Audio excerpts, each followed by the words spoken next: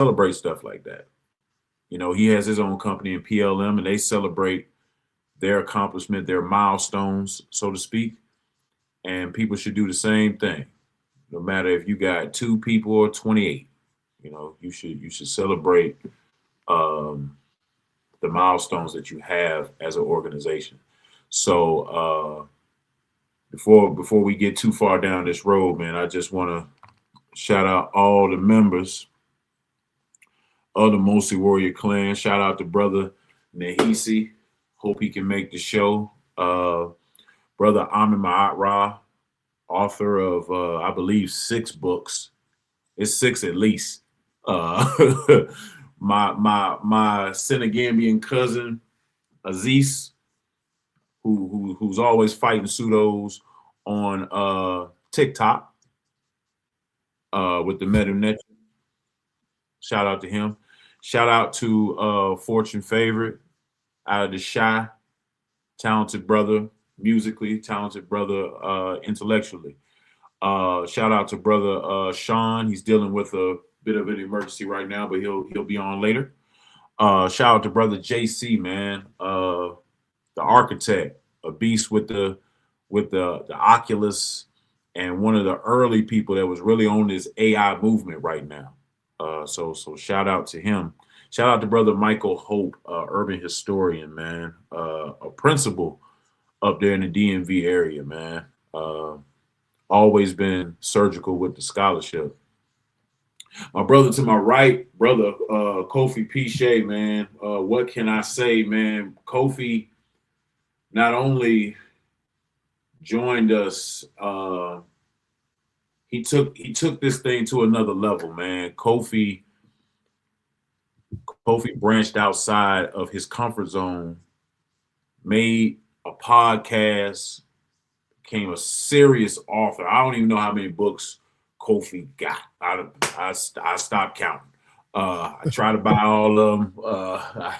I might be missing a few, but Kofi, man, he took this thing to another level with his magazine. Just really branched outside of the norm. And then we got my brother below, man. You know, a founding member of the Mossi Warrior Clan. The one of the brain children of the Mossi Warrior Clan. When things went south with another group, and we figured out we needed to develop a young team to take information to the next level, and that's Unc the God Killer, man. I'm happy you're here. I'm happy that I could bring you on the show, brother. And every one of us on this panel, every one of us in the Mossi Warrior Clan has had influence from you, and that is the truth. That is the truth. Without Unc the God Killer, regardless of how whoever feels about him, there is no Mossi Warrior Clan. There is no Kofi Piche TV. There is no Science with Sean. There is no Aboriginal Slayer. there's none of these things, man, without Unc. Seriously, and people can quote me on that. They can clip it. They can make it a sound bite. But I'm saying, as Black Panther of the Mossi Warrior Clan, that none of this is a thing without Unc West, without Unc the God Killer, man. So I've talked enough. Y'all can talk for yourselves, man. How y'all doing today? We good. Hey, can I read something though? I need to Absolutely. read something, man. Listen. And I appreciate that opening right there. And this whole thing is deep and it comes full circle, right? And we've been through our thing. I'm glad you had a chance to really talk to Dr. Mayat. And Kofi, no, me and Sean have been through our thing. Kofi ain't picked no sides. It's crazy how we do it. But we did it for the best interest of what we felt like was right. Right? And that's important. And we carried it like men. But, I'm still, I say that daggone Ben kicked me out that damn group. The Amaral squad, that's cool, right? But right here, man, this is my baby right here. This how I keep my roots in Africa. Right here. This man kicked me out. I was like, Sean, did you vote to get me out? No, Here no, we go. Kofi. Here we go. I want to know. Here we Anyway, go. but let me tell you something, bro. This is serious. Sometimes, yo, out of the ashes come the phoenix. Yo, you was the right leadership for that right there, bro. And you know what I'm saying? When you was going through it with when it goes in there with the team Osiris, it wasn't mixing. You wanted more tradition, they wanted straight signs. And I was like, nah, Ben serious, dude. They couldn't get along. I say, well, let's do something, right? And I'm gonna read the statement. Let's do something, man. Let's come on, something that can be to you, right? Me, you, let's do it. West Africa, that's what you really love. You was acting, you was a ferocious student, right? And you became a ferocious teacher. You know what I'm saying? Like I don't even talk to people about West Africa unless I'm going through you. Right? You, Sean, like we want to talk Africa. I'm talking about the real tradition. You know what I'm saying? We're gonna holler at y'all. That's what I do. Kofi know it, right? But your leadership is what got us right here. Wasn't my if it was left to my leadership, it would all fell down, tore down. Cause that's what I mean, you know what I'm saying? That's what it do sometimes. Like I can get us only but right here. And I always needed somebody to say, yo, you know what? I want to be better than you. I want to be more serious about this particular thing. And you did that, bro. And so, yo, big up and quote me on that. Big up to Ben. That Mossi has gotten this far, not because of me, because of Ben. So you can start something, but don't be the right temperament for it. Like, leaders make tough decisions. And that had to be a damn tough decision for you to kick me out that damn group. I was like, what, nigga? But it was, you know what I'm saying? And that's out of all this, it's the only thing that ever hurt me. The Amaral squad, whatever, we good. But that Mossi thing, it hurt. But look, let me tell you why it hurt. Watch this. This where it started right here with Chancellor Williams, right here. My favorite read. I used to read it once a year, now I read it every 2-3 years. But it's right here, it says, this what motivated me for this. It says, the great prophecy of the Mossi turned out to be the prophecy of all Africa. When the first white man appears in the land, the nation will die. And it was that statement right there that made me realize, yo, if your mind ain't clear, right, there's no white people showing about at outdoor. But if your mind is not clear, right, and where you come from and where you grounded at, yo, you'll fall for anything and then you done. So it was this Mossi prophecy that kind of motivated the name of the group, Mossi. I'm like, man, that's my favorite African group because they was anti-Islam, anti-Christianity, and anti-foreign. They never let them in. They built special organizations to deal with the people and kept them on the outside. So, for me, I always felt like, African Americans, Black Americans should always keep those religions on the outside and have enough heart, right, to go ahead and look into their groups. So, yeah, I just wanted to start that thing off with this, man. And big up to Sean. Crazy. Sean is crazy. Sean is crazy. Started but with that's real. Work for sure. That's What's up, everybody? What's going on, Kobe? What up, Ben? What up, Aunt? What up, What's boy? up, man? It's wild morning this morning, man. But I'm here, man. I just deal with what I gotta deal with in a minute. But peace to everybody in the chat. Appreciate everybody tapping in. You know what I'm saying? Make sure you're liking the stream, sharing the stream. We're here. We're all here. We know why we're here. You know what I mean? We've been at it for quite some time. We've been putting in a lot of work. People, they try to act like they don't see it, but they do. And we're going to continue that work. And we know that people are seeing the work because there's some things that are circulating around that continue to pop up in people's algorithms to let them know that we're doing the work. So I'm going to fight my fight. Everybody got a fight that we're fighting, and everybody got a position we uphold and we kind of stick to. And we're going to continue that because we're fighting for the hearts and minds of our people, our existence, our history, and everything, our culture, everything that we got here. No matter if you're on a continent or you're outside of the diaspora, it is what it is. I mean, we have some strong shoulders to stand on to be able to carry things forward and be able to then pass that stuff down. We do not want to pass down the misinformation and disinformation of people that are online right now that are going crazy, berserk, with pseudoisms and just misinformation in our community, which is quickly and easily um, able to just find online, and that's because the algorithm will push out misinformation long before it will give you the truth. And we have to be critical in our analysis of all things that come through. Rather, I don't care what platform it is, but yeah, I just want to say good morning to everybody, man. It's your boy Sean Pete, and I'm glad to be here. Glad to have you, brother. Brother Enigma 99 says, because of the Mossi, I decided to take my ancestry test to find our roots. And that's big right there, because way back in 2016, 2015, 2014, when we were talking about, genetic testing, man, and Unc was spearheading genetic testing. It was met with a lot more opposition than it is today. Uh, but we were using that to give people a starting point, because as African Americans, we have a lot of different genetic variances from the continent. You're not going to find one specific ethnic group when you get your genetic testing. So we were pushing that, not only for you to find out, your genetic origin point, but when you get all of these different ethnic groups, now you can learn about all of them. Now you can learn about West Africa, because let's we have to keep it historically accurate.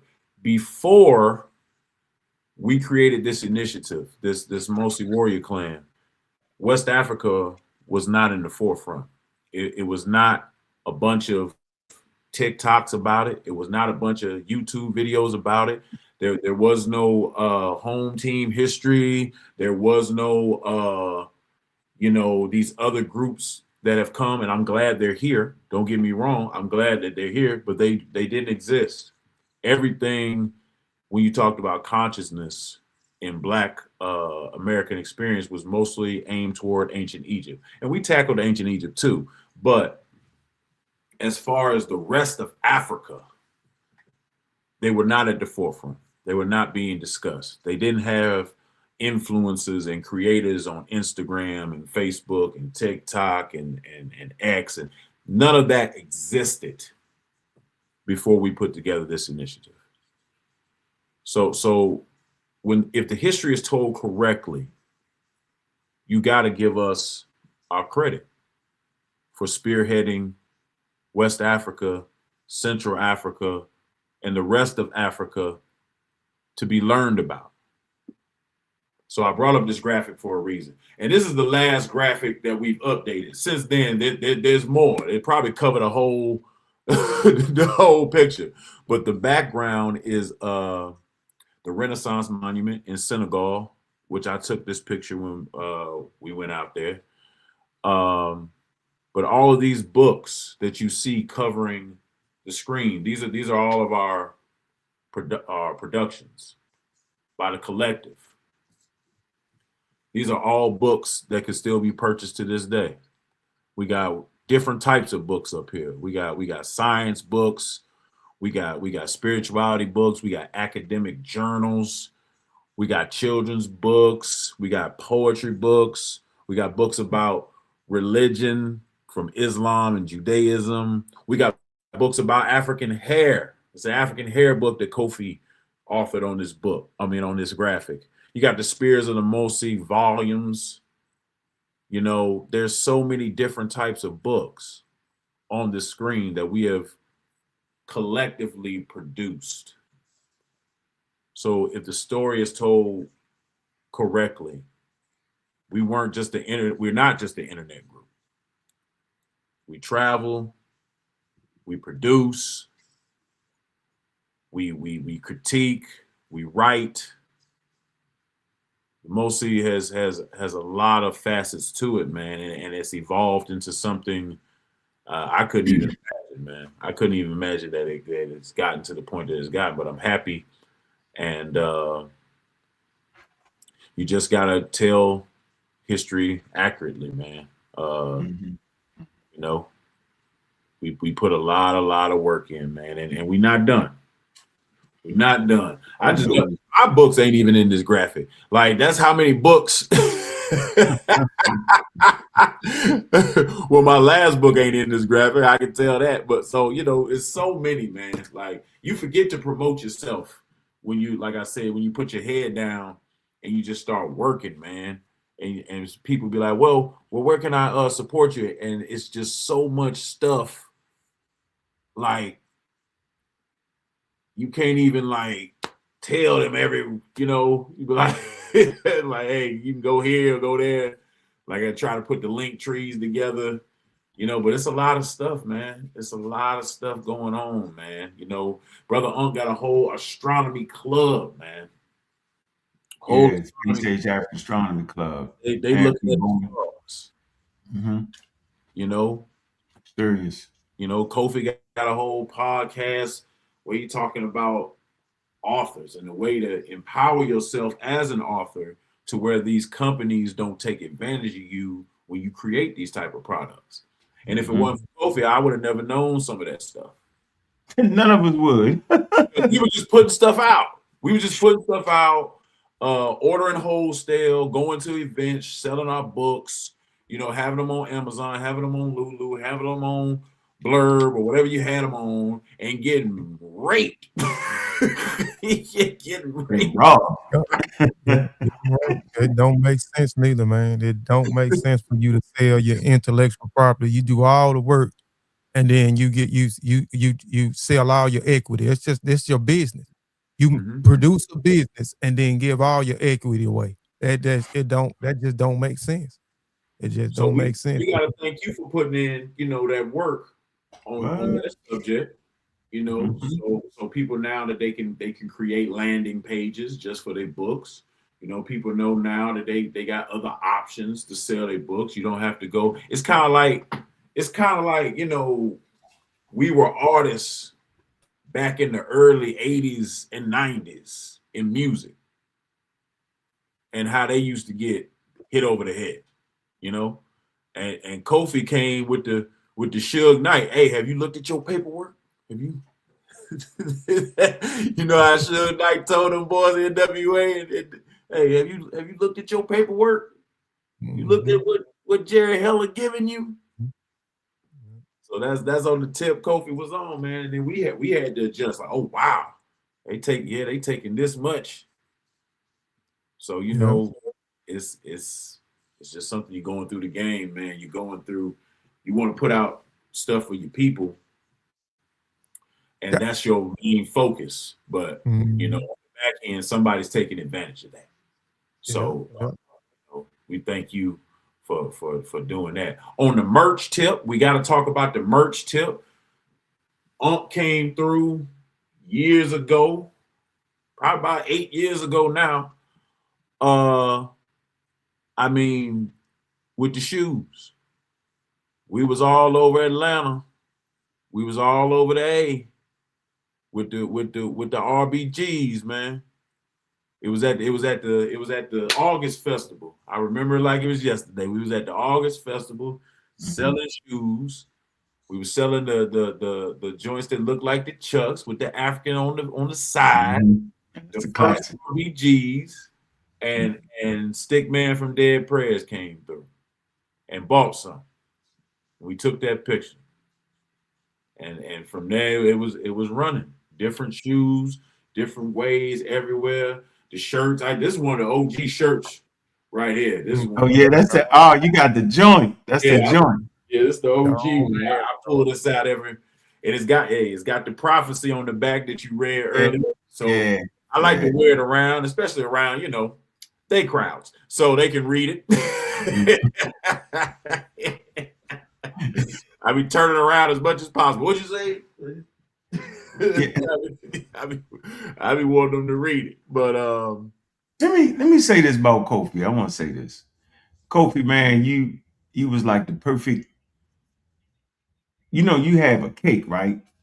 And then you need to have that perfect icing on that joint to bring it all together. If the icing is bad, then the whole cake is terrible. You came and put the icing on the cake. You brought the professionalism to the publishing. You educated us, and you pick no sides, bro. That's hard. But we appreciate what you did, starting that brand, right? I even appreciate you moving in a whole different direction to build something, yo. Right? And you built that, bro. Like that take heart, that takes skill, right? To just break away from the whole thing and build something, yo, and still be there and still come back and say, okay, now I'm ready. This is what this is. It's like how ideas expand. You gotta be able to mix with other people. You feel me? Like different beliefs, different understandings. And when you do that, you come back with a whole different worldview. You come back better. You know what I'm saying? And I just want to appreciate you for having that heart, bro, and that skill set. And that's like the perfect that ice on the cake, bro. Yeah, that be to you, bro. You know, me Appreciate and it. Sean might be warriors, but you, bro, yeah, that was it right there. That's it. Yeah. No doubt. I appreciate it. I appreciate all y'all, man, on the panel, man. I remember like everybody on this panel influenced me. I remember I'm gonna tell a story. I remember me and Sean being a part of the Seshu my knee meta. So we was real heavy on Kemet, and we went through um Wu class, and then from that class we didn't want to we was friends, so we didn't want to let that go. So we started the Seshu. Then Sean came later on, and then y'all had this, I think, this science conference somewhere in Atlanta, and this is my first time being introduced to Ben. And Ben was on there. Ben was just coming back from Kemet. He had just came back from Kemet not too long after did the show. So when y'all was letting him speak, I was wondering, like, who was this guy? Because he was talking a lot of stuff, and then he was talking about West Africa. And then later on, uh, what was it called? Sarnetta's TV, what's her name, took it over. He had the edition in Atlanta. And Ben came and did something in West Africa, did a whole presentation on West Africa. And that presentation changed my whole perspective and outlook. I no longer wanted to just take all of my studies, because I had a wall full of nothing but books that's dealing with Kemet. So that it made me switch up my whole thing, where I wanted to start studying West African culture and tradition. And then when Sean came along and joined the Seshu, and Sean was very passionate. And so I don't know how it came about, but we just started doing shows. We just started doing shows on Facebook. We started doing shows on Facebook. And um from there, Sean ended up, like, we was just going back and forth. Like, if you seen Sean, you seen me. If you seen me, you seen Sean. And we was always supporting each other.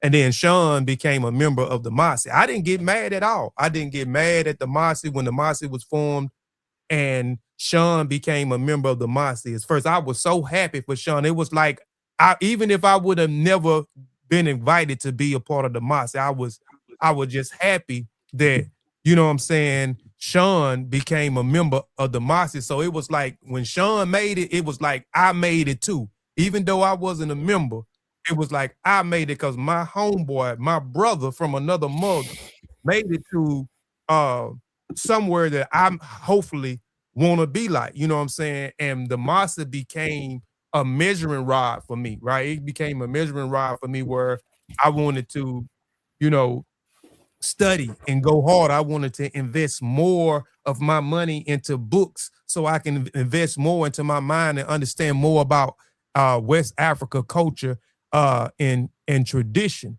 And then later on, maybe some months down the line, I got the call, which Sean kind of gave me, some hints about possibly uh the Mossi wanting me to join the family. And then when I got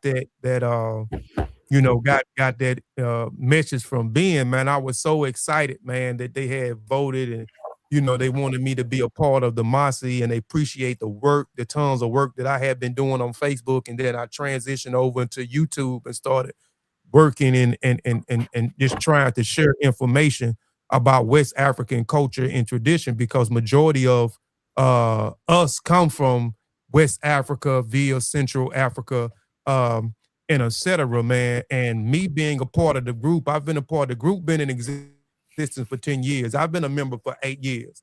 And I'm just grateful to be a part of this clan, you know what I'm saying? Because it developed me, you know what I'm saying? It developed my growth. And you know, I got some good friendships out of this. Like Sean is my brother. You know what I'm saying? Ben is my brother. You know what I'm saying? Unc is my brother. You know what I'm saying? Outside of this, we got each other phone numbers.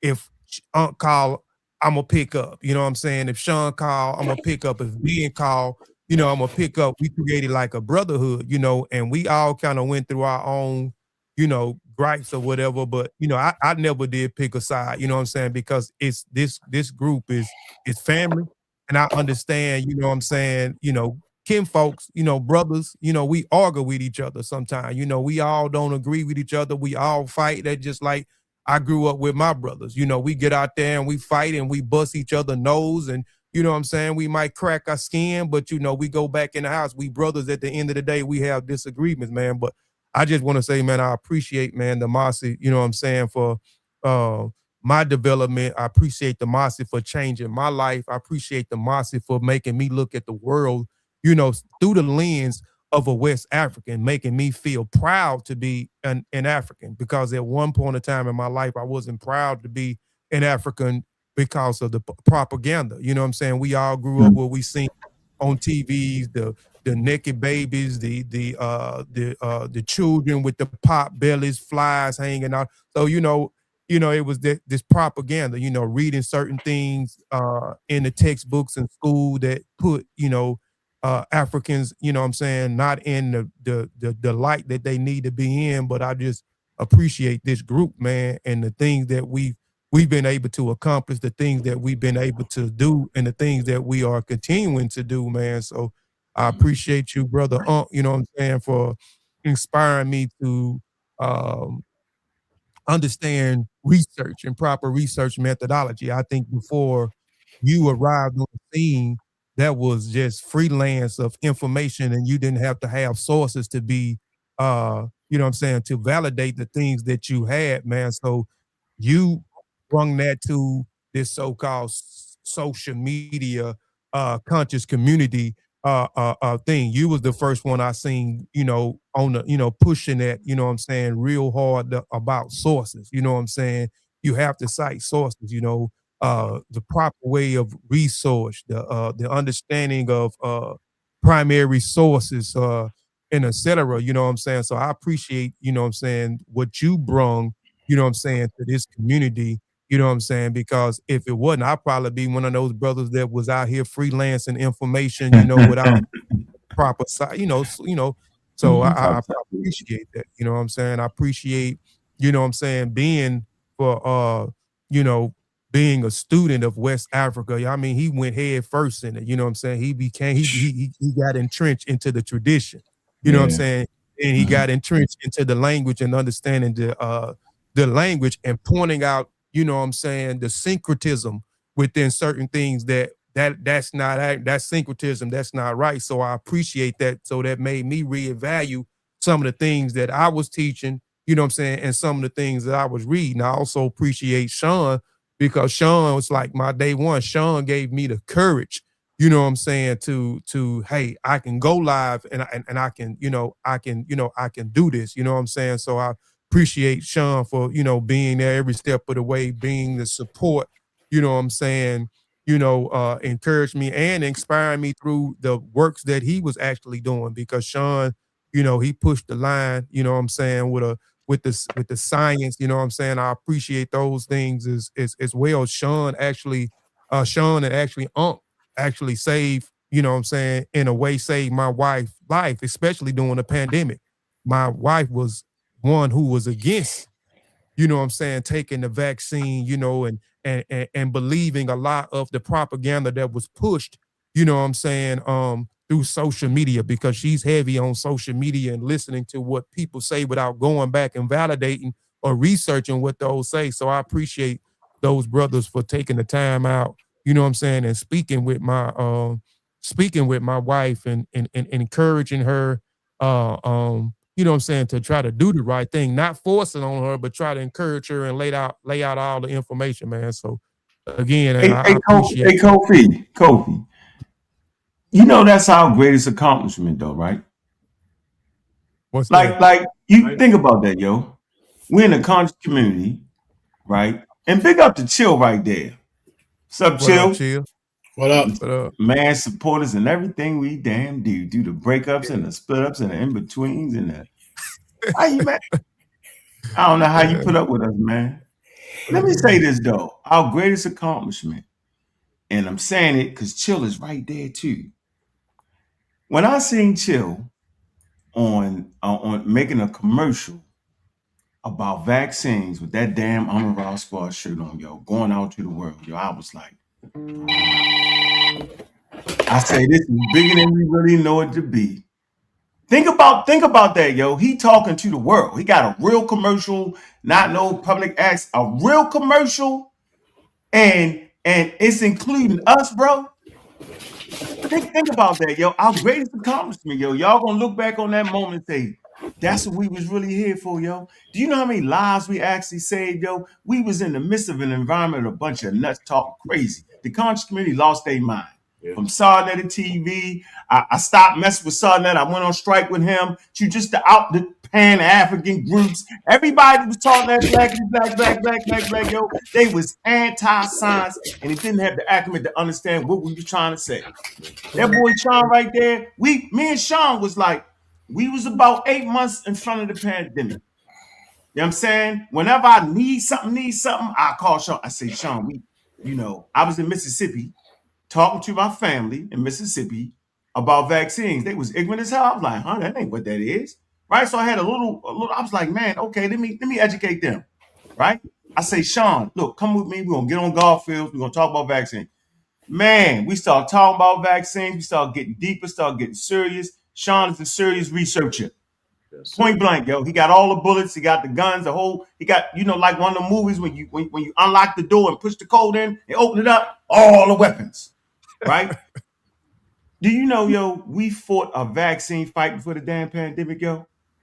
Do you know these boys had me ready for a debate against Robert F. Kennedy Jr. and Dale Bigtree? These are the biggest, largest anti-vaccine white people on planet Earth. Trust me, Kofi is the publishing house that produced the monumental work on vaccines. Easy to read, easy to understand, yo. Chill put us in contact with real doctors that have me and Sean there. And then he had some other doctors beat up. That's on you, Chill. We beat them. and to add to what you're saying, I feel like that vaccine hesitancy, we fought it in our own houses. Yeah, we fought it in our own houses. So can't nobody say it was for the camera. Can't nobody say it was for clicks or views or whatever. No, we fought it in our own houses. And we took it to the masses. We took it to black people. And to add to what you said, Sean wrote a serious book at a serious time. I get a job at the hospital around the same time. And I was stuck overseas in the Middle East because of the COVID-19. I was stuck away from my family for 16 months. I remember that. I was one of the first people to take the vaccine. And I recorded it. Put it right on the channel for everybody to see. I did a 30-day update every day showing people I was all right. So the impact of us collectively, crazy work. Chill going on the public access. Going on the commercial, doing his thing, debating people on science. John writing the book. Kofi putting it out there, publishing what needed to be published. Brother Unc getting on the podcast doing his thing, beating up people that say that they represent the medical community. We had people that said they represented the medical community and was lying. They didn't represent the medical community. They didn't even finish all their education and dropped out of nursing school or whatever they did. Oh, They man. were lying just to preserve this narrative. So, you know, as you say that, that's His accomplishment. yeah, that's something I had. Y'all think about it. I That's had our greatest accomplishment, yo. Hey, and when chill. hold up before you go to chill. When I picked up Sean and Kofi for the Mossi, first of all, I was looking for some help because I was doing all the damn shows for about 2 damn years, and I was tired. I said, I need some help. I need some young, intelligent brothers. Help me out on this show. I started looking in the community, and I found these two brothers. Man, I just saw the passion. I saw the zeal. I saw the intentionality of two brothers that wanted to tell Africa's story in its accurate context. And I said, I need them two brothers right there, man. I need them brothers to so they can really spread their wings. Cause you know, they was doing their thing with the SESU, doing a great job, doing their thing with the Voices of Fire, doing a great job. But I felt like if I could get them over here, they could really get busy. It's kind of like that guy, you know, on the team in the NBA. He getting like 10 minutes a game, but in them 10 minutes, you see he got some shit. We need to get him on the team where we can give him 30 minutes. We can get him 35. He can go from 8 points to 28. Mm-hmm. So that's what I saw, man. So that's why I got him over there, man. Because I was like, man, I think we could really do something special. We hit the ground running. We hit the Oh, ground they hit running. me down running. They even hit me up. They be like, hey, can we go live today? I said, man, it's your channel. Go live when you want. Go live. Quit asking me. Man, let chill jump in there, man. Cause chill put us in. He put us in some debates with the vaccine. He helped save his city. He used his influence. If y'all don't know, man, he used his influence in hip hop. I'm letting him tell you about that. He didn't have to do that for us. He used his influence in hip hop to promote our message, man. And it just went viral, man. But go ahead, chill. Talk to us, man. Yo, what's up, man? First of all, peace to the panel, man. I just wanted to jump in. I hit Sean up. I said, man, what time y'all 11 at night? 11. And he said, no, chill, we going on in a minute. All right, so I got a second. So let me jump in. I just want to say congratulations to you brothers, 10 years. Man, when I look at all of the connectivity, even of the brothers right here, and it expands far beyond this. But you know, you brothers have expanded the collective intellectual authenticity to the culture. When I say the culture, I'm not talking about when they say like the YouTube culture.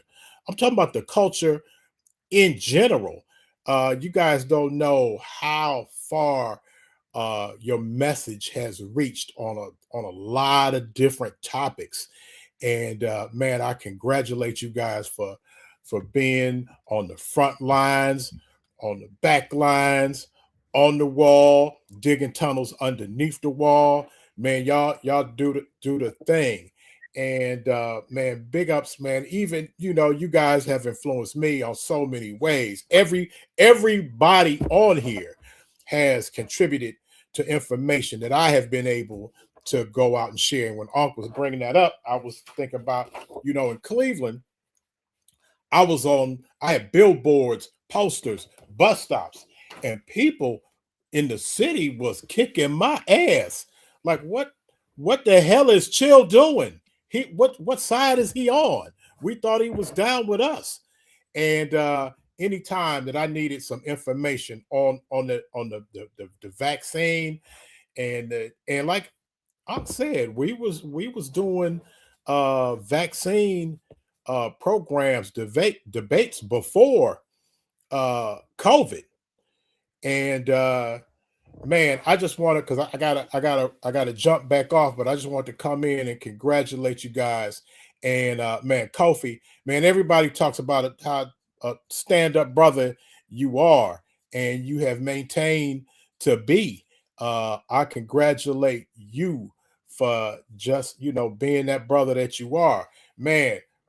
Ben and Unc, y'all didn't know me from a can of paint. I first met y'all in Harlem. I mean, when I pulled up on y'all in Harlem at the debate, there wasn't a debate where the debate people didn't show up. Oh, they ran. You know, y'all didn't know me from a can of paint and probably didn't even know that was me talking to y'all. I'm just figuring that out. Yeah, I pulled up. And Unc went over and introduced me to Side Net. I took a picture with him. But yeah, I talked to both of you brothers during that time. Me and Ladosha pulled up to Harlem. Ladosha. And I definitely remember Ladosha. And man, Sean, let me tell you something. Sean and Kofi, I fell up with them with the session, and but Juju had me caught up, and this was first time I ever met Juju. Juju had me caught up in something on some type of YouTube or post or something with Phil Valentine, and for some reason, Phil Valentine just zeroed in on me and was like kicking my ass. And I'm like, why is Phil Valentine, coming for me like that? And Sean just pulled up and was letting Phil Valentine have it. I was like, this brother right here, this the kind of soldier I need to know. But man, big ups and Panther. Hey man, you still start. My mama's still looking for you for trying to accuse her of stealing that book. But did you find it? Yes, I found it. I think here we go. He found it. Put it back. Hey, like I said, when she showed up, the book showed back up. But man, and Unc done fell through. Rashawn done fell through. Unc fell through. And everybody has an invitation to the land, and Unc done fell through. Met moms and all of that. And but yeah, man, all y'all brothers, man, are my family. You guys have helped me in so many different ways and have helped me be able to help other people. So I appreciate y'all. I do got to run. August 21st, 22nd is going down in Cleveland. I'm being honored as Cleveland's first national rap recording artist, among other things, journalism. But hey, August 21st, 22nd, man, I want y'all to come down and celebrate with me. So I'll be getting more information to you. Hey, but 10 years, man, it was 10 years when I pulled up on y'all in Harlem. So I appreciate y'all. Big ups to everybody. Y'all break up, y'all come together, y'all wild, man. But anyhow, when the spiritual meets science, it's always the issue. Y'all wow. But man, I love all of y'all brothers, man, and peace. Wow. But I gotta jump out. All right, bro. Peace, man. Peace. Hey man, let me say something. There was a comment earlier I want to talk about because it gets brought up from time to time, man. People be like, man, why don't the Mossi have any women members? This is not for lack of trying. This is not for lack of putting it out there. We've had some women recruits in the past. It ain't work out. One woman in particular, I ain't gonna say her name. I ain't gonna say her name, man. But you gotta do what's best for your household. Yeah, that's real. And when your household is going in a pretending direction, she decided to go with her husband. So I told her I understood, and we just went, our separate ways, man. That's what happened. I don't, But you you had know, plenty of women helping out, like you know what I'm yeah, saying? yeah. We've had Yeah. plenty of women that helped us along the way. Naya, you know what I'm saying, always was Yeah, there, but help with the books. it just hasn't developed in an official membership capacity. But I mean, we always it looking for wasn't for women. lack of trying. Some of the great women that have helped us just had other things going on. They had their own things going on. Yeah, it ain't gonna never be no. So they couldn't devote themselves to being full-time members. But you know, that's just been the history so far. It doesn't mean that we can't do that in the future. But while we're on the subject, of women, there've been a lot of other men members that ain't, you know, let's just say they're not standing with us here today. So it ain't it's not a gender thing. It's No, not a gender thing. We ain't gonna call them names either. But it's not a gender thing whatsoever. That's just been the story so far. And you know what I think about when I think about the Mossi, man.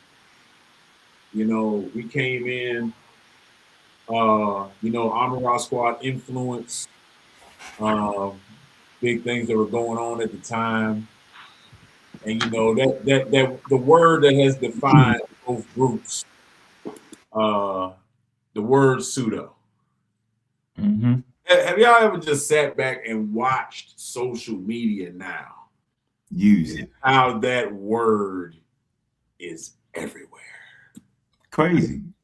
That word everywhere. You can't get on one platform, one video of a adversarial nature where they're debating, and that word is not said. And it's crazy because that word is the brainchild of Amara Squad. That world is the brainchild of Unc the God Killer, and it's spread, through the groups. I've wrote an article about pseudo. We've had merch about pseudo.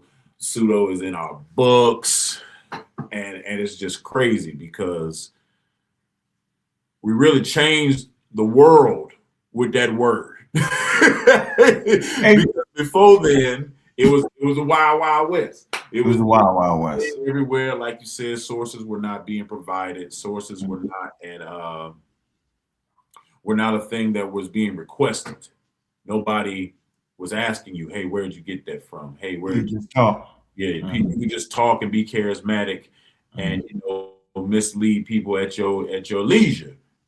But when we started asking for sources, putting sources in our material, and calling out the pseudoscience information that was being produced, that was the game changer. To the Yeah, point you. where even the pseudos try to at least have a source of some Yeah, and nature. they always pseudo always died their source though. But they try. Hey, before they had nothing. They had nothing to die. They could just keep talking. Yeah, Mm-hmm. we was on their head so much. They was like, I gotta say it came from something. Yeah. But Ben, you remember? I'm not sure if you remember, right? I'll never forget this. We was on a show, and it was me and Gozy. I'm not even sure you was there, right? Okay. And we had what's the guy? Clyde Winters on the show. Clyde, that's my man. I call him Clyde the Glide. He was on there, man. He was talking about a 10 million year old bowl or something. And then Gozy cussed him out. He was like, look, you's a bleeping pseudo. So that was the first time that an elder in the community was called a pseudo. And it came from Ngozi. I will never forget this. I will never forget this. Listen, bro. I was like, oh, no, you didn't. No, you didn't. So I was like, wow. I So remember yeah. another time when you was on the show. It was rest in peace to Delbert Blair. Oh yeah, that was my man too. And, and my man said, the sun wasn't real, that it was the heat from the core of the earth. Eh, And and Ish lost his damn mind.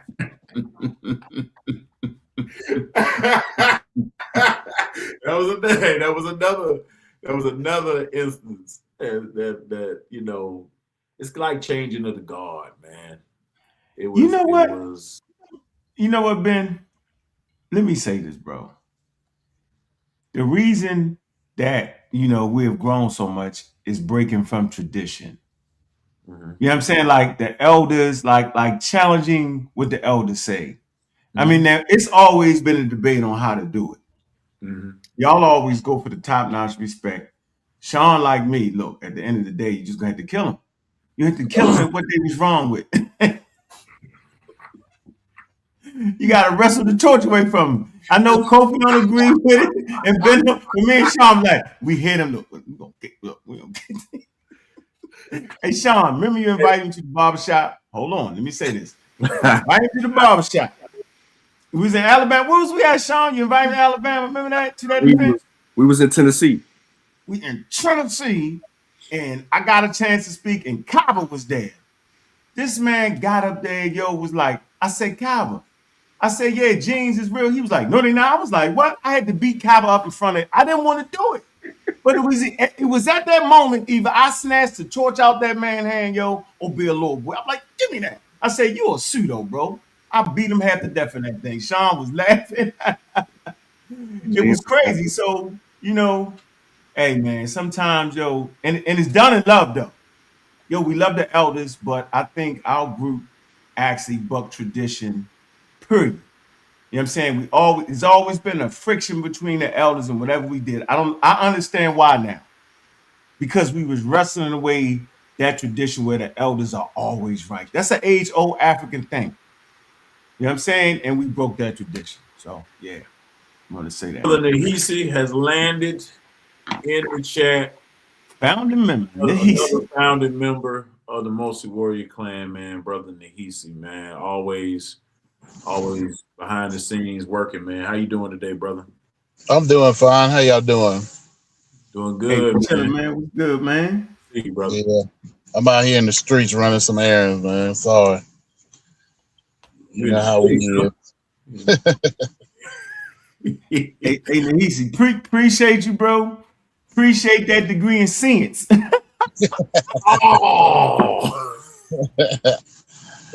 Yes, Y'all gotta watch that show. I'm on Sarnetta's. I'm going back and forth with Ali Muhammad, right? Ali again? Muhammad is great with his words. Yeah, he's great with his words. Like he's crystal super clear with the way he speak genetics and he was like going, I'm ducking, I'm dodging, I'm hitting him, I'm hitting. He say, hey, devils, what's up? He said, here. He said, what? I have degrees in this stuff. I was like, he pulled out a paper, bang, Before a little bit, took it down, and I say, man, let me see that. Let me see that. He was like, nope, I ain't gonna see it. I got a phone call.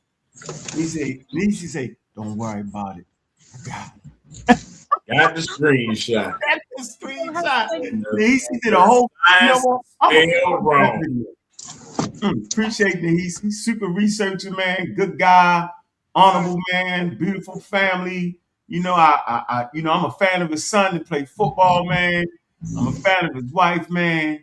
And you're a good dude, bro. I appreciate everything you've ever done for me, bro. I appreciate y'all. Most definitely.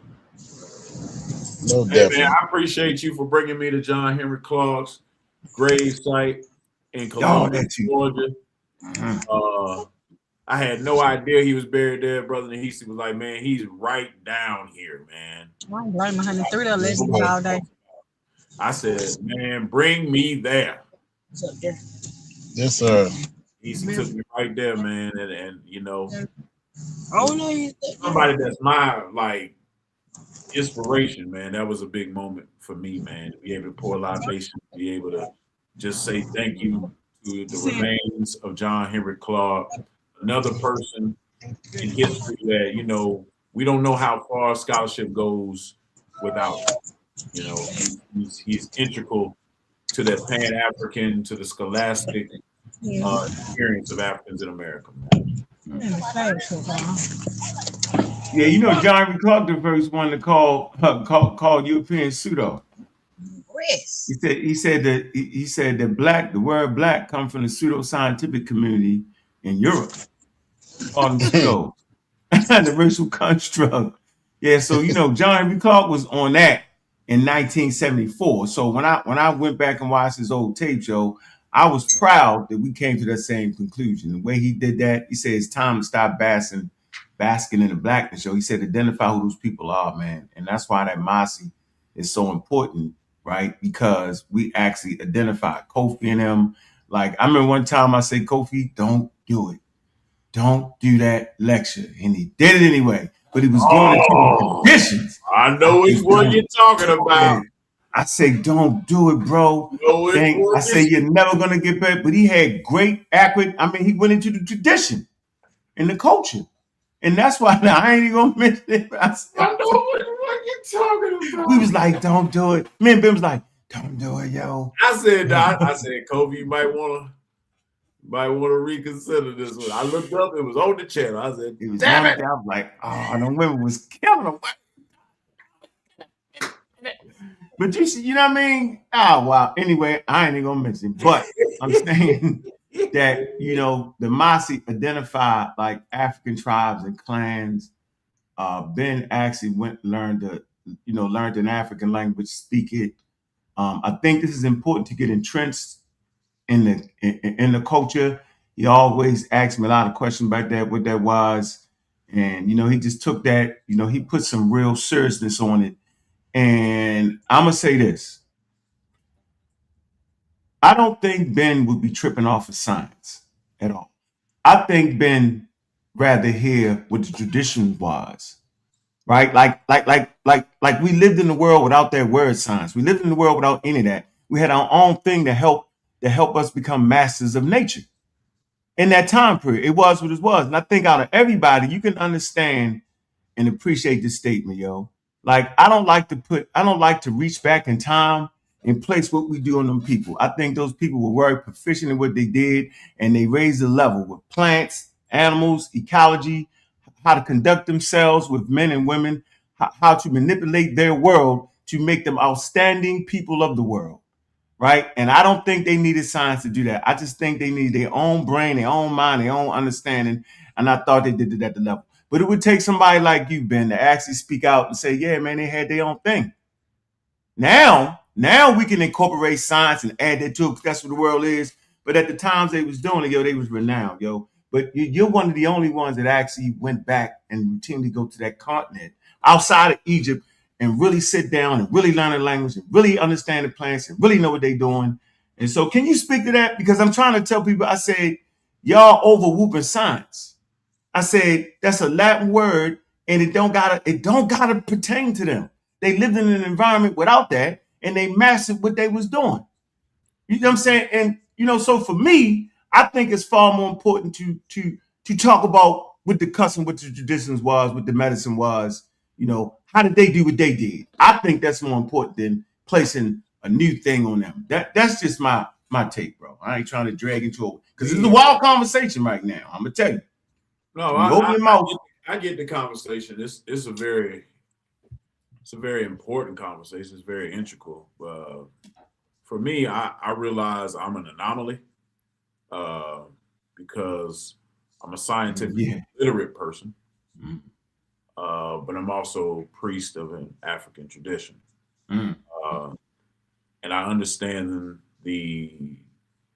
where they intertwine and I understand where they don't. I understand that traditions say one thing and science may say another. Sometimes they may say something that sounds similar. But I think it's important that you understand what is going to work. There you go. So that's where the rubber meets the road, right? So when you're scientifically literate, you understand that viruses, pathogens, these things evolve, right? So what worked during the Oyo Empire in the 1700s, them viruses then outgrew that.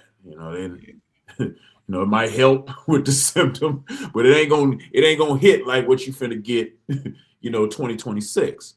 That was a big thing during the COVID thing. People were like, well, let's let's go here and find out what our elders could come up with. And I'm not saying not to do that, but what I'm saying is we had never seen anything up Right. until that point like COVID-19.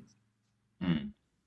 So it's best to get the research from now because we can Right. actually have the tools to analyze what this is versus trying to reach back and hope that that can do something just out of our own fear of modern medicine. So there are things that are scientific about African traditions. Mm. Their knowledge of plants with the botany, their knowledge of certain epistemologies. Okay, we can say this is either scientific or we can say this is proto science. But there are a lot other things that we cannot say are science. They have no scientific basis. They're more spiritual in nature. They're more other things in our tradition. Mm-hmm. Even if they're not spiritual in nature, they're just practical things that we just do, So it's important when talking about African traditions that you don't put them in this one singular box. You can't say that it's just science. You can't say that it's just spirituality. They have this interwoven activity right now where they don't see it as one or the other. They just see it as how they live. Mm-hmm. Facts. This is how they live. This is how we do things on a day-to-day. So whether we are studying what the animals eat when they're sick to try to make something for your snake bite, or whether we are feeding a shrine on behalf of our ancestors, this is not separate to them. Correct. To them, they're just living their lives in accordance with their culture. Mm-hmm. And we have to stop trying to make people choose. We have to stop trying to make people choose. If you want to be scientific, be scientific. You want to be spiritual, you want to be spiritual. You want to be both, be both. But scientific literacy is how we understand the natural world. Mm-hmm. So Right. on some basic level, you need to be scientifically literate. Mm-hmm. On some basic level, you need to understand the world around you. You need to understand why you get sick. You need to understand what makes you well. You need to understand medicine. You need to understand these things on a basic level because this is how civilizations evolve and this is how civilizations perish, not understanding the world around them. I think people have thought that I was anti-science because I went into the traditions. And I was like, well, if that's the case, why did I continuously promote Sean's book on COVID-19 repeatedly? Why did I take the vaccine myself? Right. Mm. Because you got to understand at the time where I was stuck overseas, it was the walls of COVID-19 is closing in. Everybody's getting it in my company. I came back, almost everybody had it. Then the vaccine drops, and I take it, and I monitor every day of my results. So it's like, oh, he can't be for this because he's for that, and that's just not how Africans live their lives even to this day. I don't know why people think they are antonyms. They're not. They're not. I'm telling you right now, they're not.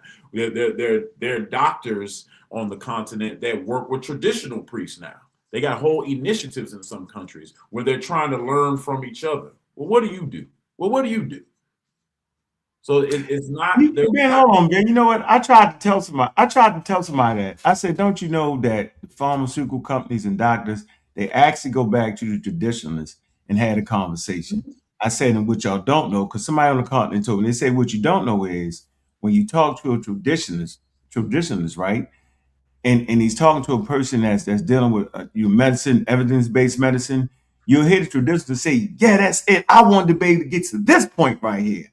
and they exchanged notes with each other. And then the doctor began, well, I didn't even know you could even put that together. You know what I'm saying? I understand what the compound is, active ingredient, and they work well together. Science has never stopped going to these traditional places because that's where a lot of the answers are. And this is before science. That's my whole point. That they was able to do things before science. They might not knew the why, they just need to know it worked. Right. So the question is, works. So why do they have these conversations about the plants back and forth with traditional science? And by the way, a traditional village can have kids that will go to the universities and come back and add to the pot. See, that's what people not getting. It's called Africa was under damn developed, man. And I keep saying this, right? 70 to 80% of the continent practice traditional medicine. They don't practice evidence-based medicine. It's too expensive. Right. And they not dead. Why is it that the population on Africa is the youngest population on planet Earth, and 80 to 70% of them practice traditional medicine? Think about what I'm saying. Sure. Really take and think about that. How great was their medicine? Remember when they came? Hey, Sean, remember when they came to America? Onesimus? This is during the scientific revolution now. I know I ain't tripping. It's during the scientific revolution where Onesimus comes and bring a high-level medical technique called virilation, bro. But how could West Africa have a high-level medical procedure that would be the precursor for vaccines, and they don't got science? Watch this. Because they didn't need science. They needed what they had. Whatever tradition that they had of studying plants was higher than the white boys. All day, every day. So I'm never saying that science was better. I don't do it. I see people, black owls do it. I don't do it. I say, well, wait a minute, bro. They had to send the information to the Royal Colleges, Boyston. He said, let me send it to the Royal College. The Royal College in England was like, hold on, that's man, they got a little something like that in China, maybe India. Y'all might want to go with that. And then they had those clinical trials, right? But I'm saying I respect African traditions. Yo, they was way better than what the Europeans had in the damn scientific revolution. But who you gonna tell that to, Ben? And they understand it. They just had technology, though. The advancement is the fact that they were able to take that knowledge, put it together, and infuse it with the technology to advance it. Right. Because you get that same technology. I think people get very Sean. offended about the terms, because if somebody says, okay, this is proto, or someone says, okay, they applied scientific principles, they're simply saying it didn't go through the rigorous scrutiny of today's modern science. That's what they're saying. They didn't have double blind tests. They didn't have this. They didn't have that. But what they did have is they saw that it was working. And like Unc said, they not dead. So it's working on some level, so we just gonna go with this. I mean, on the other side of Onesimus and in his precursor to inoculation, you gotta understand that Onesimus came from southwestern Nigeria. He's a Yoruba man. This technique that made its way to Americas comes from the priest of Obaluaye. Obaluaye is the Orisha of pestilence and disease. Deified it. Their whole priesthood is dedicated to the diseases, to the pestilence, to the healing, to the fighting with, to the understanding of pestilence and disease. They call his name is Obalu Aye, King of Earth. Now, why is a deity of pestilence and disease a king of earth? Because when the pestilence and disease come, the whole world shut down. We just seen it happen in 2019. Everybody shut down, everybody in the house, put your mask on and everything else. They understood that back then.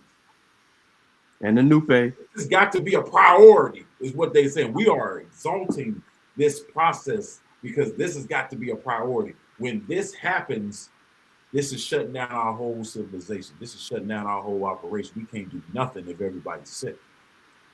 Deified. Gotta work. You don't gotta know why it work. It just work. We just gotta know that pestilence, disease, sickness, we gotta put that at the top. So when this happens, everything shut down. So that's why that made the traditionalists, like when people were going to get stuff done in the community, they knew that these practitioners had some level of knowledge and understanding that everybody else didn't have. So when the sickness would fall ill on the people, where they going to?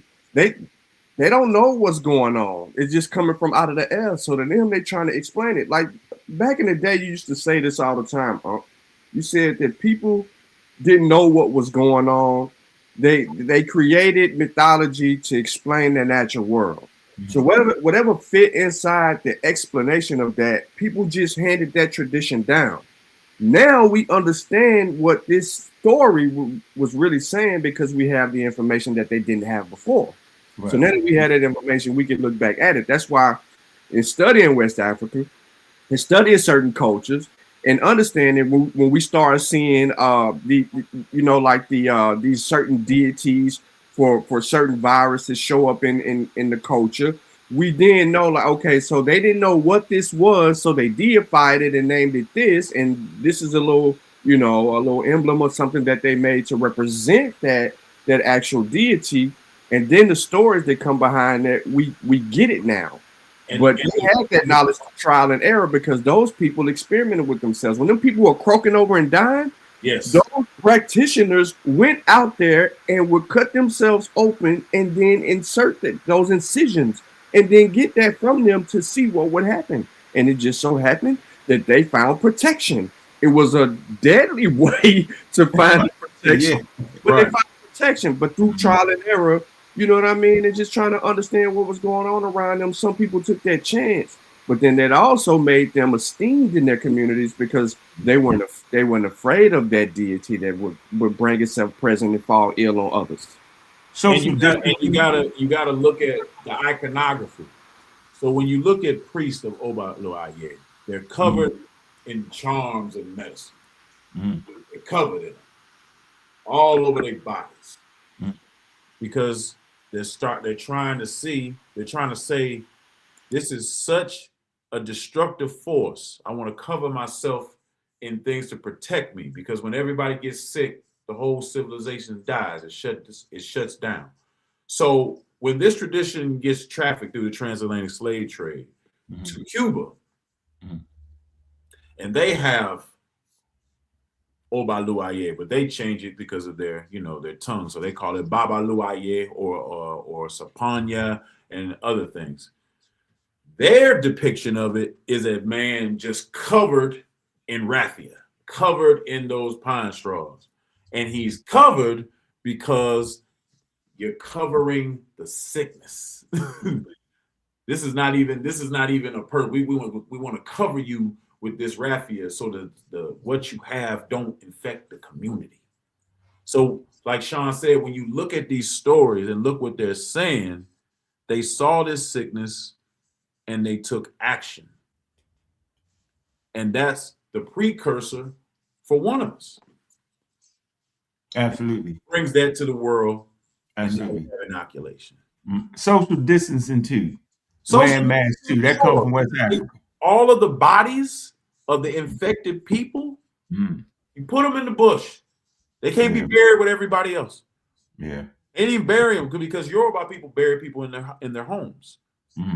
They threw those bodies in the bush. You can't be by us. Adetayo, he died with that sickness. Where you got to put him. You can't put him over here with Big Mama. I'm sorry. And they watched the animals even do social distancing. So they knew, hey, so-and-so going through that fever. Hey, put him over there. He can't come out till he well. So all these proto type of practices, man, like your mama say, ain't nothing new under the sun, man. But we understand it now more in 2026, and it's just an evolutionary chain of understanding. So to me, when you understand that, man, and you understand how these things can be interconnected at times, it shouldn't be nothing to really argue about. But I think the terms make people upset You because think that's it? I, I think it's inferiority. I think it's an inferiority complex. that's what I was going to say. It makes them feel inferior to some degree, but they Yeah, shouldn't.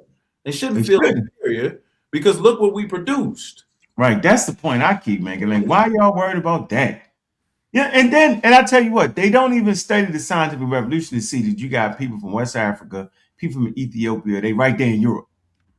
Right? They right there and they're adding to the body of knowledge. Like, and that's the part I hate, that you can't, and this is during the slave trade. You know, we talk about Darwin and how Edmiston, he changed the whole man's career. Now, this man was enslaved in South America, right? And worked in the rainforest, got free, got his freedom, and studied the rainforest, right?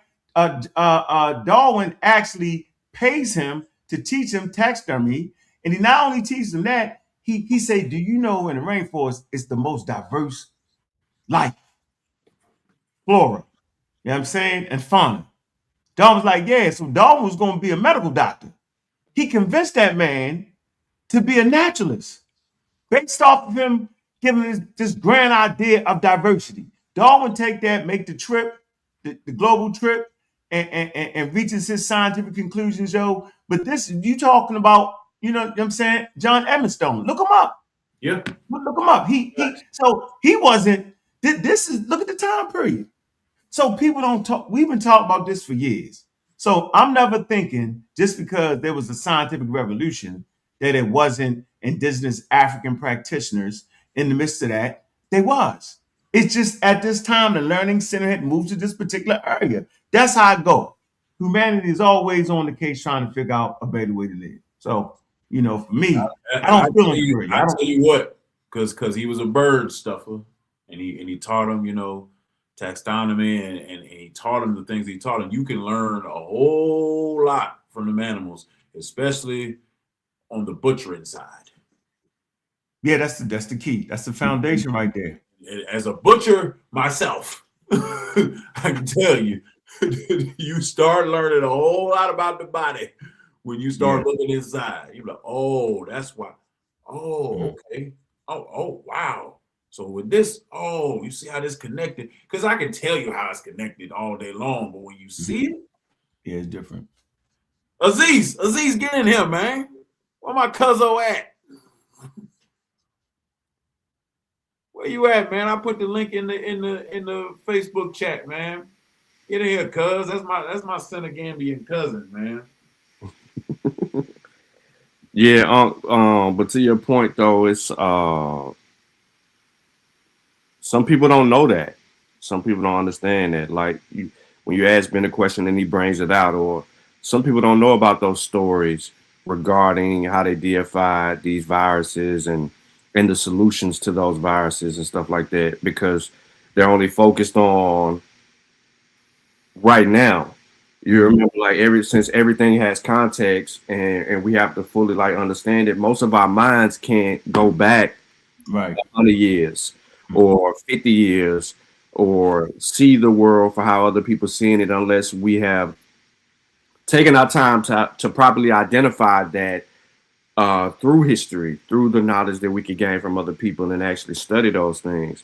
But since we're so like the microwave era, you know what I'm saying, where everything is 90 seconds, right? I mean, that's the realm, that's the wave of the realm that we're fighting, and it's not actual knowledge that is obtained over time. It's actually something that is obtained in a Google search or Chat GPT on a lower level to like fully, get the grasp of that. But then not even going further than that or deeper diving in that to where it can continue to give you the context. And I think that's where the ball slips in that whole conversation. If who had science, who didn't have science, everything about life.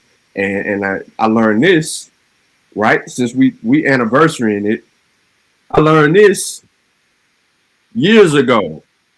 In the Mossi, in the Amara Squad group, there's nothing but posts going up every day. everybody's saying any and everything in this group. However, Brother Black Panther sends me a message because I really don't know. I'm just, I'm searching. Sends me a message. Hey, brother, check these works out right here, man. I think they'll be real good for you, especially on, where you're trying to go. I received the message and I went and got the books. Started reading the books, I'm thanking Black Panther for that information.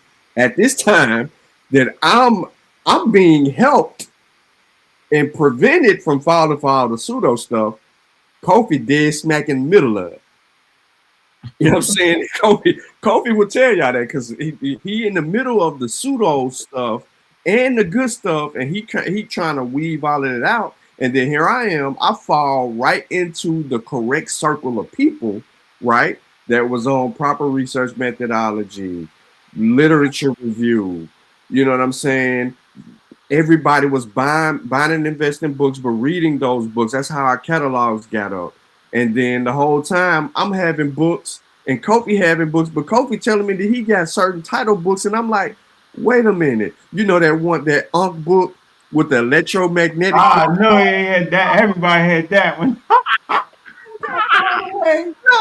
Yo, the way Kofi. The electromagnetism of the arm.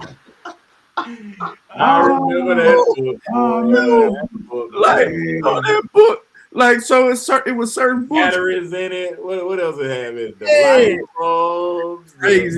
Craziness. So Kobe's like, man, you lucky. He's like, cause the path you're on right now, I was on a whole nother journey. You know what I'm saying? Because he was ahead of me in that. So he was like, I was on a whole nother journey, bro. You don't know how far I had to steer over to get myself centered, right? And so I gotta thank Black Panther for that because he was the first. I promise you, the first person I ever got a message from in the community that just put me up on game. And then from that point forward, I knew who I was dealing with because when the great debate happened, right? The Kemet versus the Hebrew debate, right? When that debate happened on Sonetta stuff, it wasn't polite that drew my interest because it was a critical moment in that debate. Yeah, he had the pizzazz and he could talk and he could humor people and entertain them or whatever the case may be. But in that moment where he needed primary research, he relied on the Amarat squad.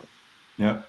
He stopped the whole debate for the Amarat squad to come up there and deliver the facsimile to end the discussion with the Hebrews. And I said, oh, yeah, I don't even need to, you know what I mean? I listened to SETI, I listened to all them. They was all that. I said, yeah, I don't even need to listen to what everybody else saying. Let me see what these brothers is on and get the literature review and the information that they had and just stay right there because y'all was dealing with something that was top tier. But my point in saying all of that is everything happens for a reason because it put me in the circles. And then I was in the session and I was getting beat up in the session, not from like a knowledge perspective or obtaining the knowledge at that particular time. It was about correction, right? And so what many people don't know, so like if I'm gonna be out fighting in the streets with every fool on the internet, like there was something that I went through before those fights. Right. So those were conversations, not on the topics that we're dealing with per se, but it was more so like you need to know the topic, you need to know this conversation, and you need to know the intricacies of that and use correct method. And before you come out and say anything, and that was a Kofi thing because, and it's a Teppenrod thing, and all the brothers and the sisters in the session. But and that was the staple, and then that just led into everything else, then being reached out, and then here we are. But my whole thing is that everything's a process, and not everybody was on that same plane.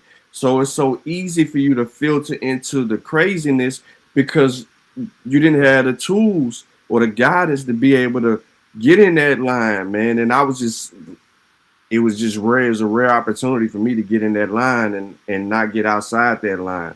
And that's what a lot of that comes from. But yeah, yes, If you want to know the argumentative perspective of it all, is because what's been passed down. I got knowledge from all of them. You know what I'm saying? I listen. For you, what Unc did for me. Yeah. So it continued to be Can't keep it unless you give it away. right. Facts. And Sean did the same thing. What Yeah. I tried to hit you with Unc, I said, what about Lucy, Unc? Huh? What Yeah, about you Lucy? thought it was a woman. I was like, oh, that's an Australopithecine. You was always asking questions, but okay. So the difference between y'all and a whole lot of people, right, is that I could bring the conversation up about science. Y'all got enough acumen to understand that we can separate these time periods, right? And it's a human endeavor. So at a certain point, it's going to crystallize. Our ancestors lived in environments from 350,000 years to this present, and that body of you said it perfect, Ben. That body of thing, the double blind, all that wasn't in place, right? So we know what science is, but based off the fact that y'all understand real Africa, right? Not black algae Africa, but real Africa, custom and traditions, y'all don't feel marginalized with my statement because you understand that what they had was definitely far superior than what the Europeans had in the scientific revolution. So since y'all really know Africa, y'all don't trip. That's what I'm trying to tell people. I said, y'all know pseudo Africa. Y'all know African American Africa. Y'all don't know the Africa that got Kofi in trouble when he tried to bring some custom and traditions to the community. Y'all don't know that Africa? Seriously, yo, in the African American one was real Africa too. That was real Africa. That's a fact. He gave real Africa ideas. He didn't even understand. We was like, yo, but we is African Americans, and you might not want to get. But my point is, no one's sitting down and becoming that Bible out. It's taking you years. A whole lot of money, some money lost, some money, but no one's doing that. No one's doing what Sean is doing. So we don't argue over things that's there. We don't have to argue that. We understand what science is. We understand what the custom tradition is. When I say traditional knowledge, spiritual, social systems, I'm saying that was renowned. It's the foundation of vaccine science. It's the foundation of evidence-based medicine for plants. It's that. It's not little boy stuff. It's what the world looks back to. The proof is that they continue to sit with those indigenous people and suck up that knowledge. That's the difference. I never overruled science. I understood what different sets of people was doing. So I just think it's important, and I snuck it up on y'all. I knew y'all wasn't gonna push back. We hadn't even talked about this. I said, well, let me throw this here. Let me throw that at them and see where they at.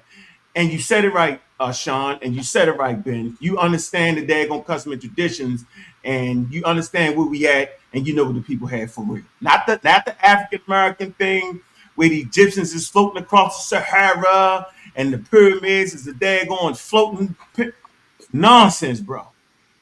You know what I'm saying? Nonsense. So yeah. But like you said, man, when you start going to the continent, man, you're not gonna be the same anymore. A lot of stuff that comes out of the community, you just gonna be like, nah. that's not what's happening over here, man. I've been to Southern Africa, been to Egypt, been to Senegal, Gambia, been to Burkina Faso, South Africa, and Nigeria and Benin real soon. But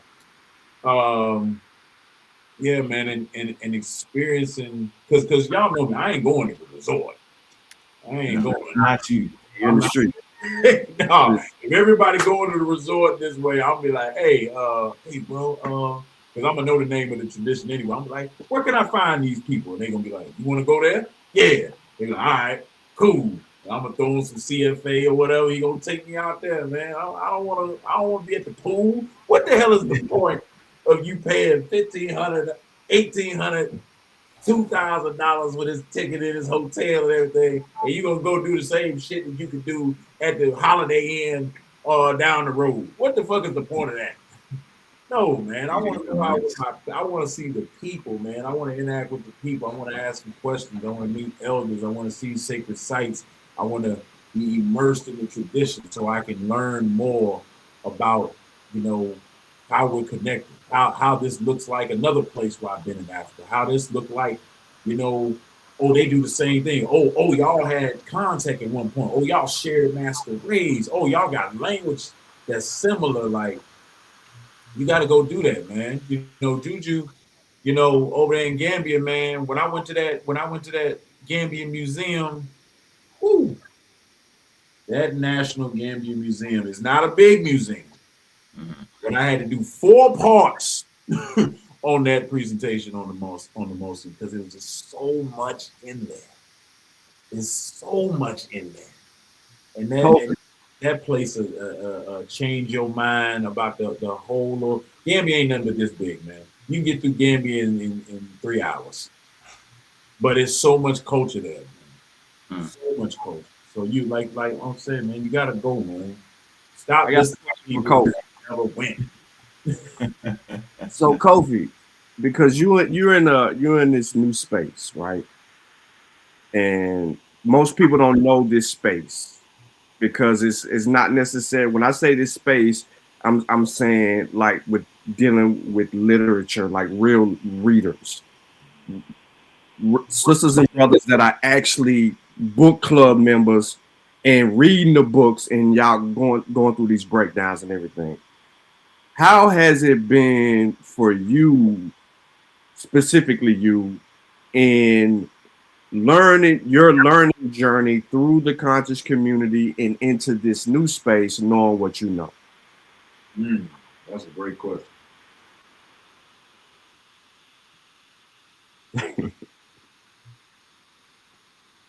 We You can't on, hear you. Come on now, Kobe. I got to hear this. you on mute, Kofi? Oh, my bad. Say the question one more time for me so I can make sure I'm Yeah. registering what you're saying. So your learning journey, going through your learning journey and being in the space that you're in now, where you're dealing with people that seriously read, right? And get into, certain works that are not necessarily based on some things in your learning journey, but they're outside of that realm as well. So how has that transition been for you, learning all those things and then coming into this new space and then opening your mind up to a whole new group of people? Oh man, it's been good, man. I don't think I would have got what I needed being in the conscious community because I'm really pushing the line of we telling our own stories from our own perspective and from our own worldview. It's important at this day and time that we do that because if you go back and you look, there's book bans everywhere. There's censorship of information of what our ancestors and et cetera contributed. So me going into another space where people that don't think like me, or I hear the conversations that I heard, with being a part of this group or being a part of what we call the conscious community, I think it was great for me because I began to learn a whole lot. Like I consider myself a griot, and a griot has many roles, and one of the roles of a griot is a historian. So I consider myself a historian. I'm an advocate for history. I love history when it comes to African culture and tradition, whether that's West Africa, Central Africa, um, North Africa, South Africa. But being involved with these other particular people who may be atheists, who may be Muslims, uh, who may be uh, Christians or etc. I've learned a lot from these individuals. You know what I'm saying? I learned to reach people at different places. Like, so I'm not just a historical writer anymore. So I'm a self-help writer, personal growth writer, reaching people through poetry. I'm dealing with poetry now. And then even connecting with people, like understanding that um different ways of getting your message out there, not through different variations of not only the paperback books, but through uh book narration. So, you know, connecting with the book narrators, connecting with the book reviewers, you know what I'm saying, letting them review your book, being connected with um certain universities that put on these big book events, understanding the difference between independent publishing and the difference between um independent and Lord, I'm using trying to traditional publishing, right? And understanding the two, you know what I'm saying, and then merging, and merging the two, man. So it's been good for me. It's been good for me. It's been good for my business. I've been able to make the business grow. I don't even have to market my business no more because I done built so many different relationships with people in the book business, whether it's on the traditional side or whether it's on the independent side, whether it's with multiple book narrators, whereas with people who do book reviews, whether there's people who do monthly book clubs, etc. So it's been good. You know what I'm saying? It's been definitely good for me, but I've also been definitely missing this side as well. But I also connected with people who consider themselves as historians too. But a lot of the information that these people are privy to, I've been knowing this information for a long time. So it's been good for me direct them toward people like John Henry Clark or Amos Wilson or Dr. Ben, John G. Jackson or Chancellor Williams, and et cetera, man. So it's definitely been good for me. And now I want to come back on this side and you know share that information with with the family so we can do better with our publishing because we publish a lot of books, but to be real, we hadn't had a lot of people to read our publications like we needed to read them because we didn't understand how to market and promote and how to network with other different people, other different, people and how to distribute that literature and different things. So now when I put books out, I put out books through the three different things. That's through the public, that's on the paper book side, that's on the hard book side, that's on the narrator side, and that's on the ebook side, right? And understanding those different things, and then networking with the book reviewers and giving away stuff for free to get people to review, to set up reviews, and then traveling to network with other people, whether they look white or not. And me traveling to a lot of places, it's not a lot of us in the building. It's not a lot of us. When I go to these darn big events, man, at these universities, man, it's more white folks in there than black folks up in there. You know what I'm saying? And but like I said, for the most part, man, I've loved the transition that I made, but it never took me away. Even though I stepped away, it never took away from me buying books. You know what I'm saying? That's dealing with what I like to do. It never took away from me continue to say I'm an African. I love African. It never took away from me conveying information to people. You may not see me on YouTube conveying that information like I used to, but I'm still conveying it to people. I still live by the message of as I learn. We all learn, which we've been talking about the whole entire time, is taking that information and sharing that information out to people, not because we understand that, as I learn, we all learn, or each one teach one. That's been the method through our community the whole time, you know what I'm saying, to be bridge builders and not gatekeepers. Even though I've got a book coming out that I talk about some of the experience in the conscious community and some of the people who told me no and some of the people who gave me the runaround.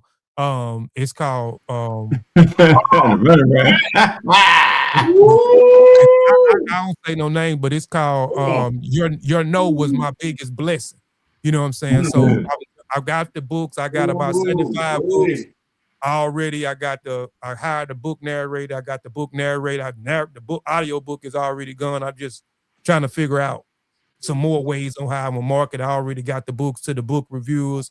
I got a few little things already set up, you know what I'm saying? But yeah, so it's definitely talking about the things that happened to me in the conscious community in the beginning. I wasn't as fortunate as you, Sean, where you had people to reach out to you and share things like you said in the beginning.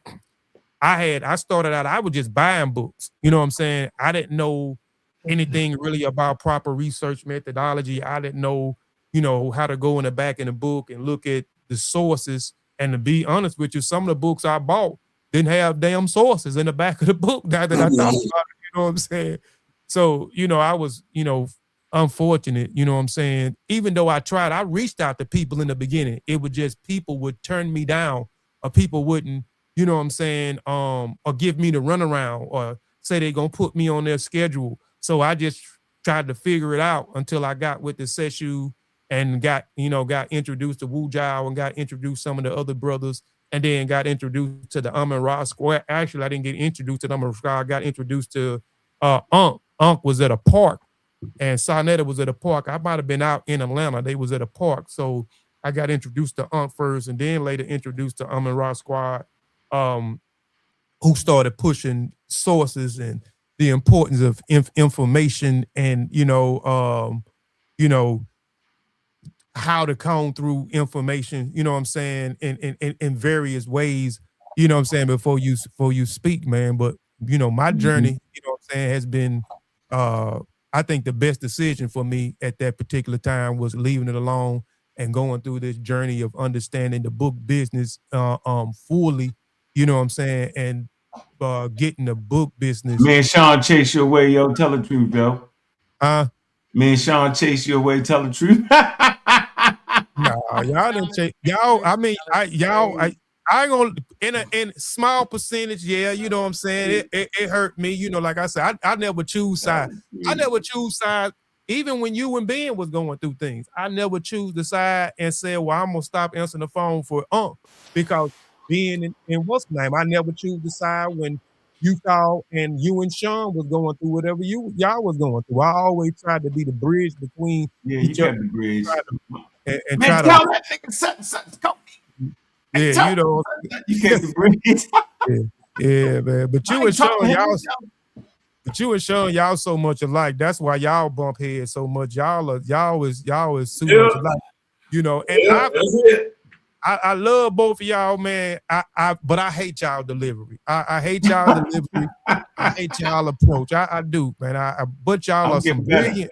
But y'all are some brilliant black men, some intelligent, black men. I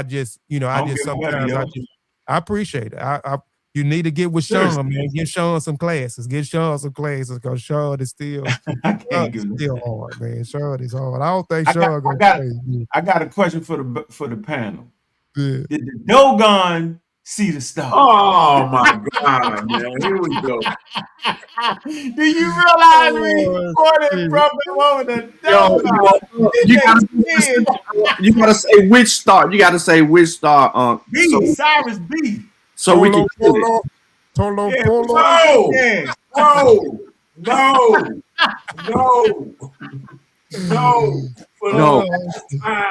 They saw the only star that they can see. They seen the one star everybody else could see. Exactly. We put over that the Big Bang. None of them Big Bang. Do you realize that, yo? That's what it was. We can laugh about it now, yo. We was beefing over the Big Bang, and I said that. Man, Sean too, y'all. What the Big Bang? I was like, what? Man, do you realize that's what the fight? I promise you, bro. That shit was funny. We crazy, yo. Yeah, crazy, yo. Y'all lost y'all damn mind. We lost. Y'all lost y'all damn mind, man. 1,000 times no. Man. Hey, bro. Sometimes, man. I hated that though, and the reason why I hated that, man, that created a big divide between a lot of people, bro. That created a big divide between a lot of people. A lot of people swayed toward our way. A lot of people swayed toward our way, man. I hated that, man. It was just a big divide. But I'm kind of glad because it made me see how people switch up so fast on you. Seeing how people, they were just championing you while, and then now they done switched up on you. Them people that switched up, I don't even fool with them people no more. You know what I'm saying? Because I seen how fast it switched up. You know what I'm saying? Can't choose when brothers fighting, yo. You just gotta let them fight and get out the way. Just get the hell out the way. Yep, just get out the way. You feel me? Get out the way. They gonna figure it out. Get out the way. They fighting. Just get out the way, yo. Because at the end of the day, we all family, and while you in between, we gonna figure it out later. We're gonna figure it out. We're gonna figure it out. We're gonna figure it out at the end of the day, and then y'all gonna be looking crazy because y'all done jumped in something y'all didn't even have to jump into. Y'all should have just sat back and watched. And if you did have something to say, you should have said something positive on both sides to try to encourage. you know what I'm saying, everybody to get back on one accord, you know what I'm saying, instead of picking a side and then attacking Yeah, the other person. Ben ain't go But public. Ben hated me and Sean. Me and Sean, About people, man. No. me and Sean in the middle of the street. Not doing it. I'm So, gonna take your business. You ain't gonna take my name. What? Crazy. Hey, listen, man. the last person I made some videos about was absolutely positively crazy, and it's still crazy to this day.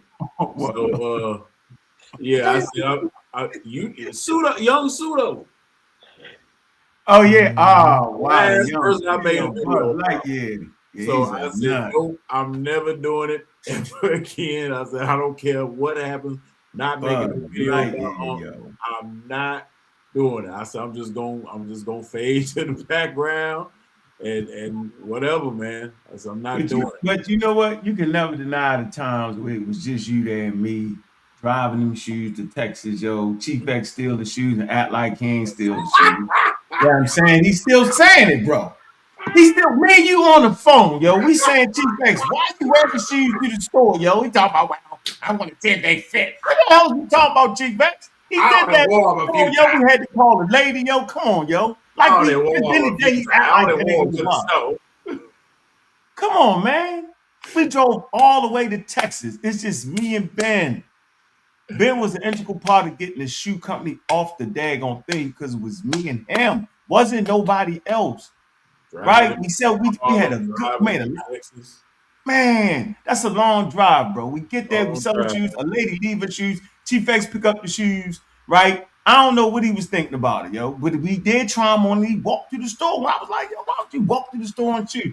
I'm just trying them on. What you talking about, bro? And then he never sent the lady the shoes, yo. He could have just said it from the beginning. Look, he said, and now I found out he ain't had the money. It was $20, bro. Yeah, we could have paid for that. It wasn't a big deal. You get it? Come on, bro. Yeah, it's bad. Ah, man. We done been through a whole lot, yo. And it's glad to be up here with y'all brothers, man. We done been through the ups and downs. That split kind of helped us develop on our own what we needed to do. Sean came into his own, Kofi came into his own, Ben came into his own. Sometimes your close proximity, yo, it kind of stunts your growth because you don't want to offend each other and stuff like that. Sometimes you need, as a man, sometimes men need to go to their own neutral corners and build their thing and look at each other and say, yeah, I told you I was going to do it. Yeah. Oh, yeah, I remember you was my man, yo. And that's actually essentially what happened. We got to go to our neutral corners, right? Get our own separate respect, right? Y'all came into your own without me, no influence, no nothing. And to be honest with y'all, man, that's all I wanted to see, yo. I want to see everybody do their own thing and say, you know what, yo, but that's mine. You know what I mean? And I think that's important as men. You got friends, you build things, you have influence with people, but sometimes, yo, you gotta build your own separate universe, yo. And that's what y'all did, and that's what make me proud. I'm proud, man. I'm proud of everybody that's doing what they doing, yo. I mean, because that's really the vision, right? The vision is, you know what I mean, build something for the community that built the legacy of at least trying to get as close to reality as possible, man. And I think everybody has done that. And it's so vital. Like I say this all the time. I say, man, y'all don't know how much y'all actually done, bro. Y'all gonna look back at these moments and say, damn, yo, we did that. It wasn't no rules, it wasn't no regulations in the conscious community, yo. It was you say anything. It's the best speakers had the best chance. You know what I'm saying? Those that could talk the best, those that could say the words is clear, yo. And that's the environment I came into. And I needed help. You know what I'm saying? And y'all was the help, yo. So look, man, y'all don't know how we have shaped this community. Now we don't look at Africa as second place. Right. With signs, without signs, and signs, whatever they had, it was very serious work. To the point where science is built off of that. That's how serious it is, right? And it's not Black Algae Africa, where they float across the savannah, where they could do no wrong. It's not that. Ben go to the villages. Juju done got married in Gambia. She in Gambia. What she do? You know what I'm saying? It's think about it, yo. Our thing ain't Kemet. And she's learning. Right, but our thing ain't Kemet though. You get it? The conscious community is Kemet. That ain't our thing.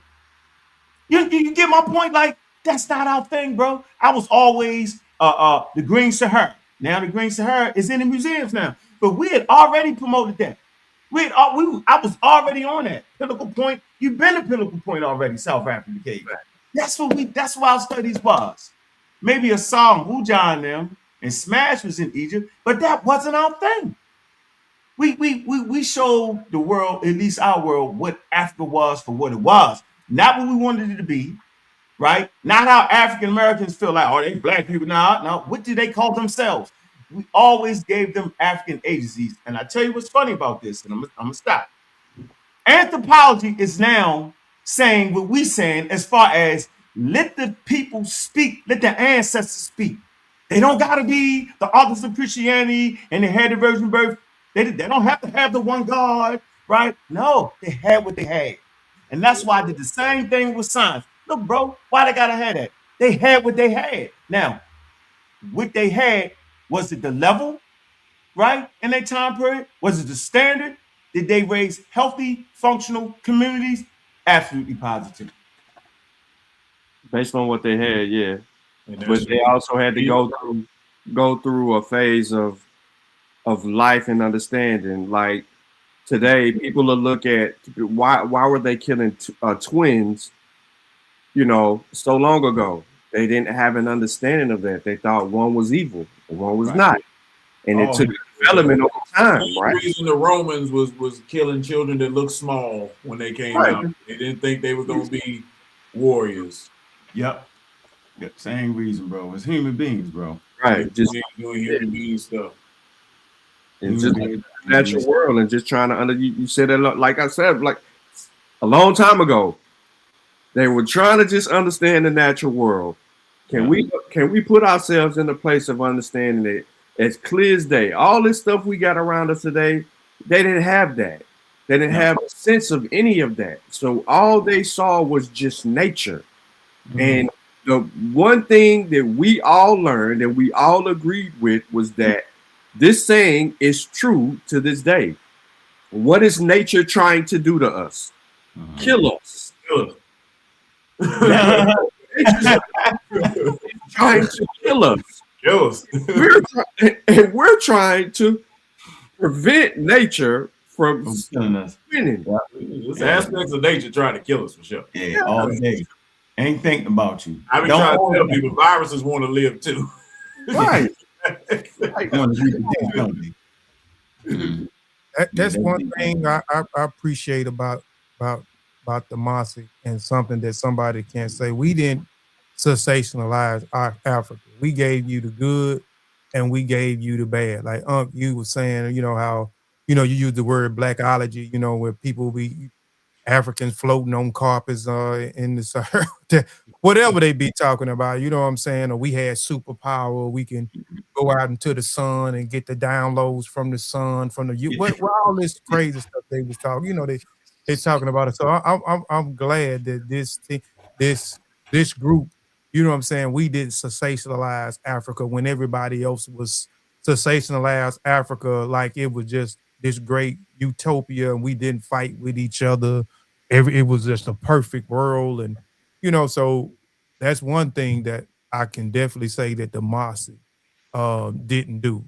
That was sensationalize Africa. You know, you can go back, we got tons of videos on this thing right now, this archive that you can go and look in to verify what I'm saying. And each one of those presentations, whether it came from me or Sean or Ben or Unc, when Unc was on the panel with us, etc., we, you know, we told the truth, you know what I'm saying, whether it was good, you know, or whether it was um bad, man. So, you know, we kept our you know, so I definitely, man, appreciate that, because there's been so many platforms and so many stuff that I still see today. I won't give my energy to it, but people today are still sensationalizing you know, Africa, you know, and telling these false, you know, these false fairy tales about Africa, which, you know, is not true, man.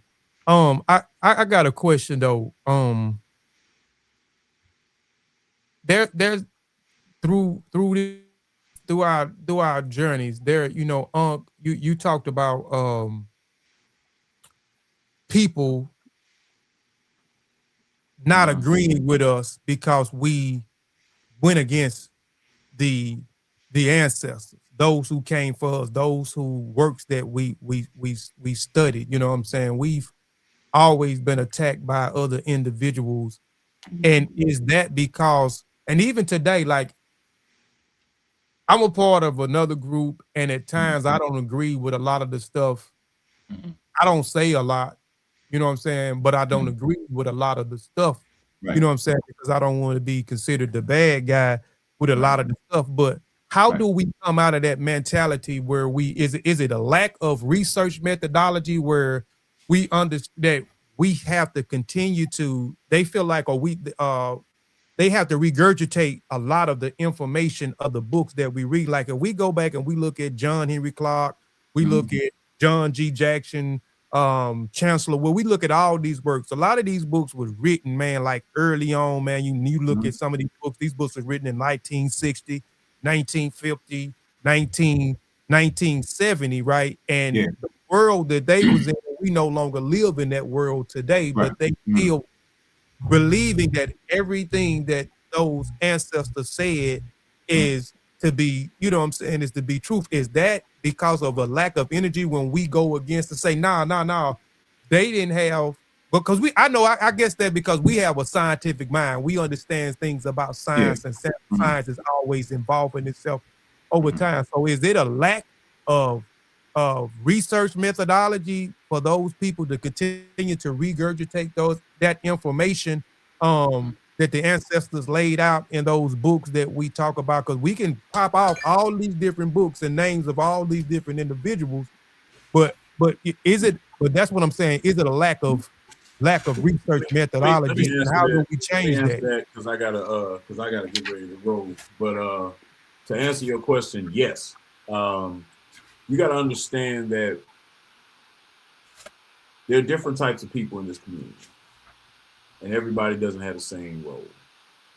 So we have collectively taken the scholar role, the scholarship role, the role of investigation, the role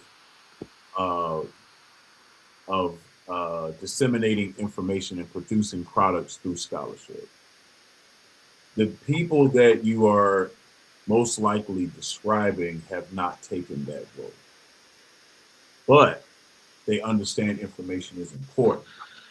They understand the importance of how transformative information can be. Unfortunately, since they have not taken the scholarship role, they lack the tools of discernment to look at things objectively and falsify them and give them its proper, context and situation. So they become regurgitators. Whatever so and so said is right. Whatever so and so said is right. Whatever so and so said is right. So it becomes more of a popularity contest more than the information that's being presented. So a lot of people feel like when they run into information to the contrary of their favorite historian or scholar, it creates a double consciousness, a cognitive dissonance in their mind, to where they can't go against or take a position against a body of work because so and so said X, Y, and Z. So tools of discernment, research methodology is key in these arguments, because this is how you get to the information and you falsify it, and this is how you make it even more palatable for people to even accept, because you show them how you came to the conclusion. And unfortunately, some people are just not going to get there because, like I said, that's not their role. They're going to continue to repeat works of the past and present that don't make any sense currently. And it's not to me that we went against the ancestors. I may have just went against your favorite one, because I never went against John Henry Clark. I never went against, some of the others that have come out. But difference of opinion shouldn't mean that we are disrespecting. You know, um, life constantly evolves. What was true back then may not be true today. Hell, what was true yesterday may not be true today.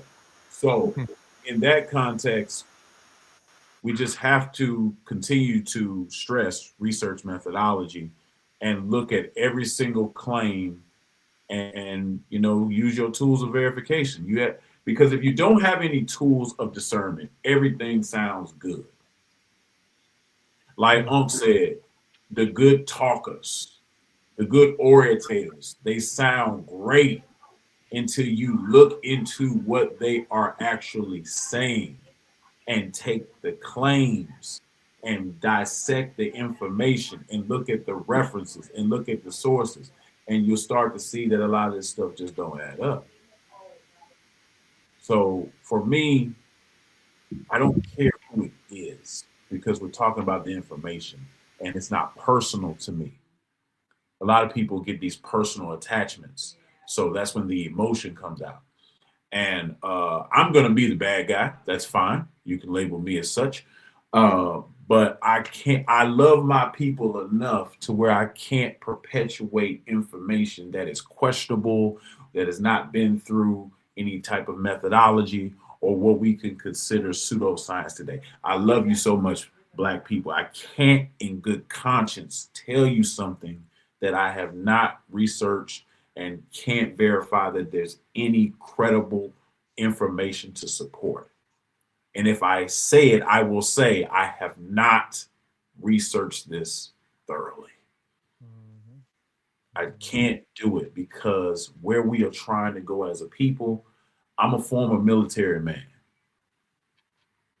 Bad intel gets you killed. Mm. Mm. That's just what it is. So I believe y'all with that. I'm gonna take my lady to this food festival because that's where she want to go. But man, I love y'all, man. Thank y'all for helping me build Appreciate you, Ben. this group, this ever changing phenomenon.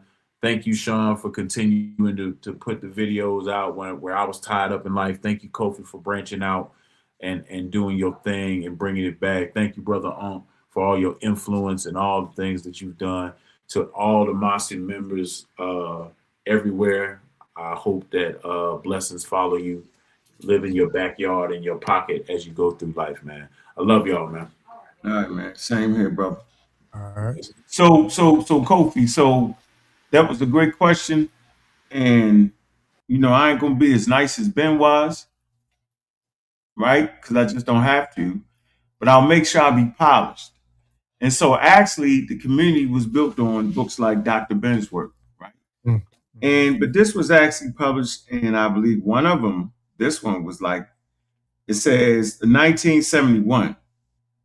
Okay. Mhm. And if you look at the text, he actually used a damn typewriter, yo. Mhm. Okay, so imagine that in your mind, right? Typewriter, right? Look at Shikandi Diop's work. This was published in the first, from portions of it, from 1955, 1967, and this last one, 1974, right? This one, okay? All Mhm. right, all right. These the pillars. I'm giving you the pillars. John Jackson, right? Mhm. Christianity Before Christ, 1938. Ethiopia Ordinance Civilization, Pagan Origins of the Christ Myth, 1941. Introduction to African Civilization, 1970. Dr. Willis Higgins, I got that. The God Study, this is 1937. And an Introduction to African Civilization, 1937. And this one was published, just from the later editions in 2000. Yo, you talking 30, 40, 50, 60, 70 years old. So actually, yo, we was already out of date with what we was teaching the people. We should have said these works are out of date, right? That's a mistake on my part, right? We was actually giving out of date work. It's okay though, but to uphold the standard would be to say these are out of date works, but in these works we got foundation of this, this, and this. So we never was the group of people, and I never will be around a group of people that's standing there and looking the damn teacher in the face. You know what I'm saying? Standing there, you know what I'm saying, at his feet. You know, I rock with dudes that's gonna stand on the shoulders. I can't stand having people like that around me. You know what I'm Hold on. saying? Feet washers. Yeah, feet washers. Okay. You ain't really getting the knowledge. You ain't. Yeah, I ain't liking that. I like people Oh shit. that's gonna be renowned. You know what I'm saying? They can go on their own and build something. You feel? Mm-hmm. I like that in men and women. I feel like I can't help you if you can't help me. If I always gotta be the damn help, what about when I need some damn help? You know what I'm saying? And so the foundation was weak in the first place. Nobody actually read Diop's work. Nobody actually read Dr. Ben's work, nor John Jackson's work. Right. They wouldn't know the mistakes they made anyway. They beat us up for years for teaching evolution when that's what the teachers was teaching. How about that part? And I'm saying, quote unquote, supposed to be elders. All the elders, from James Small to Infidisi to Shemaiah, bless his soul, he in the Stargate. Bless all that, right? Man, they hollering and screaming about ain't no evolution. It doesn't make sense, bro. So what I'm saying is, even with the mistakes they made, it was par for the course because they was dealing with white authors who was outdated in the 1930s, 1800s. Read the sources. We was taught to read the sources, right? It's Mm-hmm. all outdated material. Some things are brought forward and some things not. Listen, it's not a treatise against the elders when you say, well, that's now outdated. That's actually a compliment. Sean know, Kofi know that Shigant Diab said himself, there will be people that come after me that will Mm-hmm. critique and correct my work. Did he not That's say right. that? He Yeah. said, Right. That's So what he how is said. that ever disrespect? We never was disrespectful to the elders. We was simply standing on their damn shoulders. But I can't stand on your shoulder if it's broke. If I'm bringing bad information forward that they got, right? Because we got periods of slavery. We not in discords. You know what I'm saying? You got to go to white people, Harvard, Yale, and that, because that's just what it was, right? And some things white people got wrong, right? And you bring that material forward because it's outdated, it's just wrong. It's okay to say it's outdated, it's wrong. It's not a big deal. That doesn't make Dr. Ben any less of a scholar. That doesn't make John Jackson, that doesn't mean that. It means if you stand on their shoulder, you can only move the things forward that are still standing. You get that? And so the answer to that question is I just didn't give a damn. I never was waiting for the elders to pass the torch. I just walked up, give me that. I mean, that's what it is. At a certain point, you got to now. Don't snatch it and be wrong. You get beat up. Don't snatch it and be dead wrong. But it's okay, bro. And I respect James Small. That's like one of my good friends, man. Seriously, right? And he said all the time, "Look, bro, you got more than I got. I can't see what you can see. I gotta respect it." And for DC, I don't have no relationship with him, right? But as a man, I appreciate him and what he do. I think he teaches super pseudo information, but it's a struggle. I'm saying, I realized that being scientifically literate, uh, to a lot of them was kind of an inversion, right? The elders we chose, Dr. Ben, John Henry Clark, John Jackson, Hubert Harrison, and them, they were standing on literacy and science and academia. We never went with DePhil Valentine to Delbert Blaze, although I've been friends with him, right? But we never actually stood on that. And so the elders that we chose, right, didn't have a problem with that. It's that next crop. DePhil Valentine, the Bobby Hymns, the Dale Blaze, the James Smalls, and all them, they was moving in this trajectory. They didn't want to hurt people's feelings, right? And they wasn't carrying that mantle like that. We come along, brass, and we wanted to continue the scholarship, right? You know what I'm saying? And so we continue that, right, wrong, or indifferent. The youngest gonna come by and say, "Nope, you got that wrong." I ain't mad at you, bro. Right? Don't come at with pseudoisms. I'm gonna beat you up. But come with some accuracy, right? Then we got it. So now, bro, we actually never disrespected anybody. It's in human nature, right, to not listen to nature. It's always this. If you watch a lion pride, at a certain point, right, the younger lion gonna get the older lion. Thank goodness it's scholarship for us, because now your accuracy is gonna have to be better than what ours was. You know what I'm saying? It's scholarship. It ain't fighting. It ain't running. It ain't who the toughest, who the loudest, who talk the sharpest.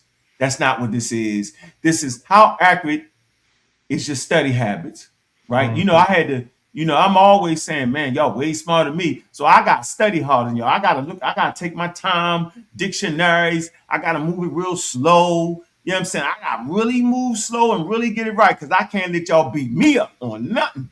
I got to stand on that. I say all that to say, right? We just broke from tradition, bro.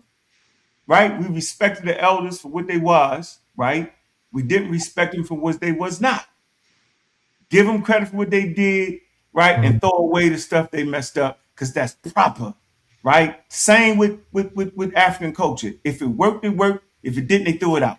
Same with science. If it worked, it worked. If it didn't, you throw it out, right? I just think, the things that make you renowned, like the Egyptians was renowned. That Northeast African indigenous culture was renowned for over 4,000 years.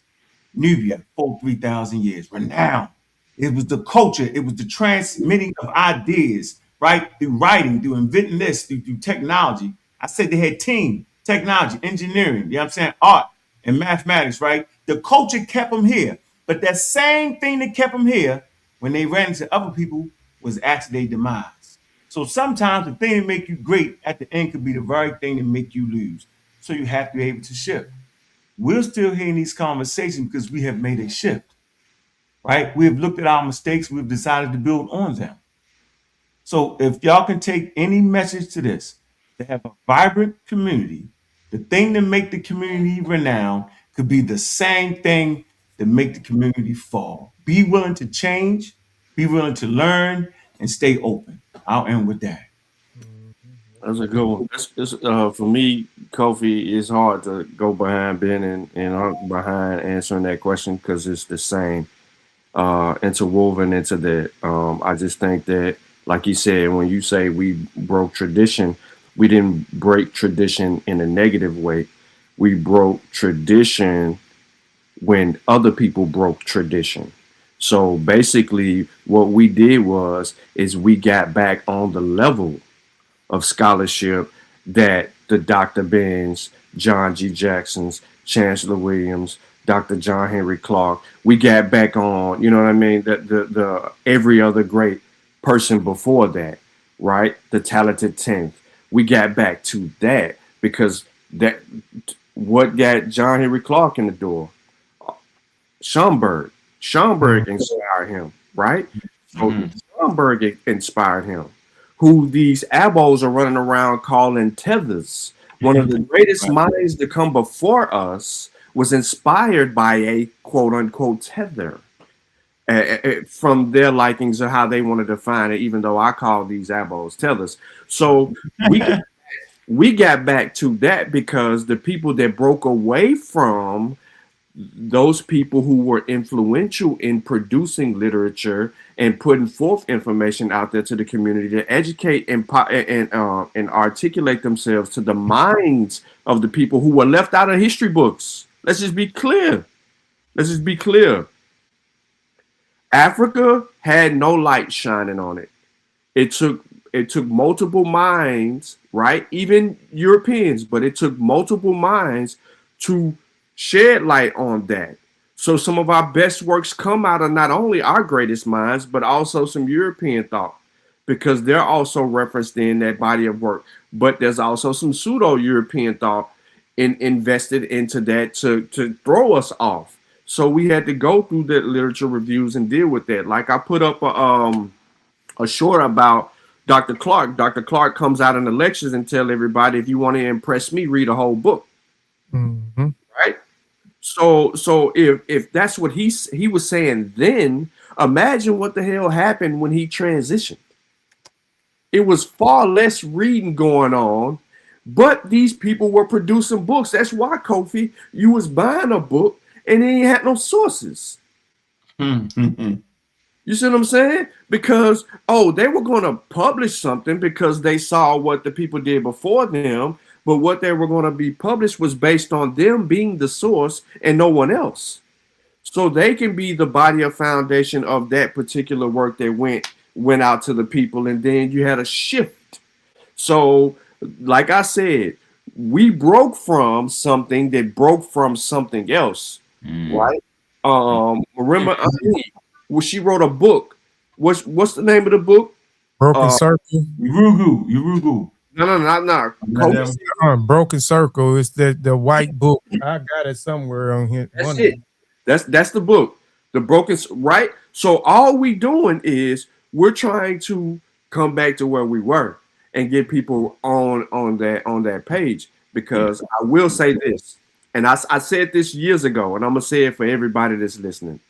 Imagine Dr. John Henry Clark with the internet. Oh man. He doesn't co-sign the white the what's the caveman inheritance or whatever that book is called, the white inheritance. That's what it is. He don't co-sign that book. He don't co-sign some other literature written by Europeans. He corrects whatever he had before him, and then he gets it on par to align with everything else that he was right about. The same thing with Dr. Clark. With John G. Jackson and Dr. Ben and all the likes, right? And I'm gonna say this, and I even believe in my heart of hearts that Dr. Ivan Van Sertima would correct himself. Yeah, me too. Had he had the information we have today, right? And then that in itself would derail a lot of the conversations or arguments that I just instigate or find myself in when I get caught up in the foolery, and I just feel like shooting my gun at people on those days. So, and I'm just gonna go ahead and say it. I do. I just wake up, depending on what side of the bed I'm on. I might just roll over. If I hit the live button and start shooting at you, it's just how I feel. But no, I mean, ultimately, it comes down to the fact that, man, we're willing to do something that the people before us didn't do to follow up on the people before them. They didn't stand on the shoulders. They wanted to be seen in the same light. That's why there was a break from the traditions of what was laid before that. Think about it. You had a Renaissance period. You had the Harlem History Club come out of a Renaissance, Black Renaissance. So what do you expect coming out of the Black Renaissance and the whole history movement come out of that, and then we fall from grace? We fell from grace. You can't tell me that Delbert Blair. You can't tell me, and not to disrespect any of these people. What Phil Valentine? Feel good Valentine. Feel good Valentine. Haba, you can't tell me that they were doing. Come on, man. You can't convince me. Like one, and I love Baba Smalls respectfully. What book has Baba Smalls published? No, he never. Yeah, I'm not right. Nobody's not. It's not a negative or a knock on him, but what I'm saying to you is, it is critical of us to get literature from him. What if YouTube vanishes? All the videos go away. We can't find them in the algorithm. If we're not downloading and re-uploading certain things and key moments of what he's saying, what if? You're right, they're what ifs, but we have them. My point is that he should always be remembered, right? But he should always be able to update and correct himself, because he's now in an era to where he can have the information to resolve some of the things and positions that he took 10 years ago. But now it comes down to will, and a lot of them aren't willing because they've been so heavily invested in after Dr. Clark and Dr. Ben passed away and transitioned, and all of those great authors before them and researchers and people that argue those points based on evidence and not emotions. They've been living off emotions for so long, so it's hard to render that back and then get back into the habit of retraining your brain, right? We're supposed to be training our brain every day. Our brain need to fight a fight too. So it is with that. Yeah, I agree. Hey, Ken too late. Ken already asked him. Did they see the stuff? When Ben was on, I asked the question, Ken. You have to be specific. That's why I'm saying, and you got to be specific. That's why I said you got to be specific when you ask that, because everybody's seen a star. Man.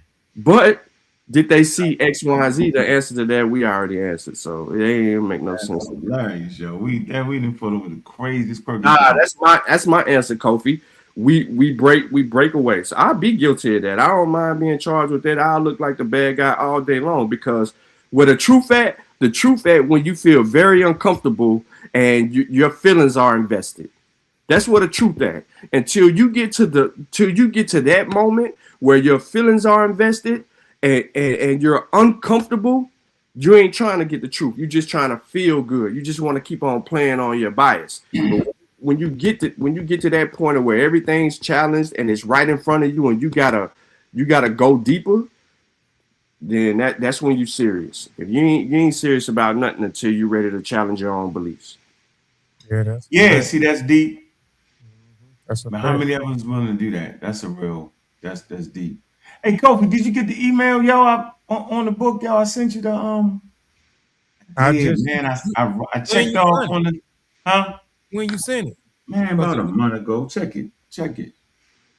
I'm gonna have to go through the whole. I'm gonna have to go. Yep, because I'm reading it now, and it's about time to put that out. I think I want to add the Needham question to it. I think I'm gonna have to write that. I've been waiting on you. Well, you just improved. That's what I'm saying. You just improved. We know again. The book is 5 years. Nahisi Jr. So what is the stuff that you said? You said the stuff that you was gonna fix too. You said something you was gonna add. I did. I looked over the sources. I got the while we here. This is part 2 to it. You was talking about adding something too. To one of the chapters. I can't remember exactly what it was when we was on the phone. But I just been waiting on you, man. I can't do nothing without you. Yeah, I'm looking at it right now. It's pretty serious. I think the sources is matching up right. Correct, Port. Just like in science, you got to have scientific integrity. You got to have the same thing in history. You got to have historical integrity to be able to deal with these subject matters. Period. Point blank. Yeah, I do want to add some aspect of science here. The Needham question. The Needham question of why did science kind of crystallize? Why did it mature in Europe and not in China or any other place when China was far advanced? You know what I'm saying? That's a perplexing question right there. And I kind of want to address that. And I guess we would call that an appendix or something. I could do it in the appendix, correct? Mm-hmm. Kind of like that. Set it up like that, right? Yeah, you can. Mm-hmm. I think I want to do that. But yeah, it's looking good. I got it. It's looking. Well, you right.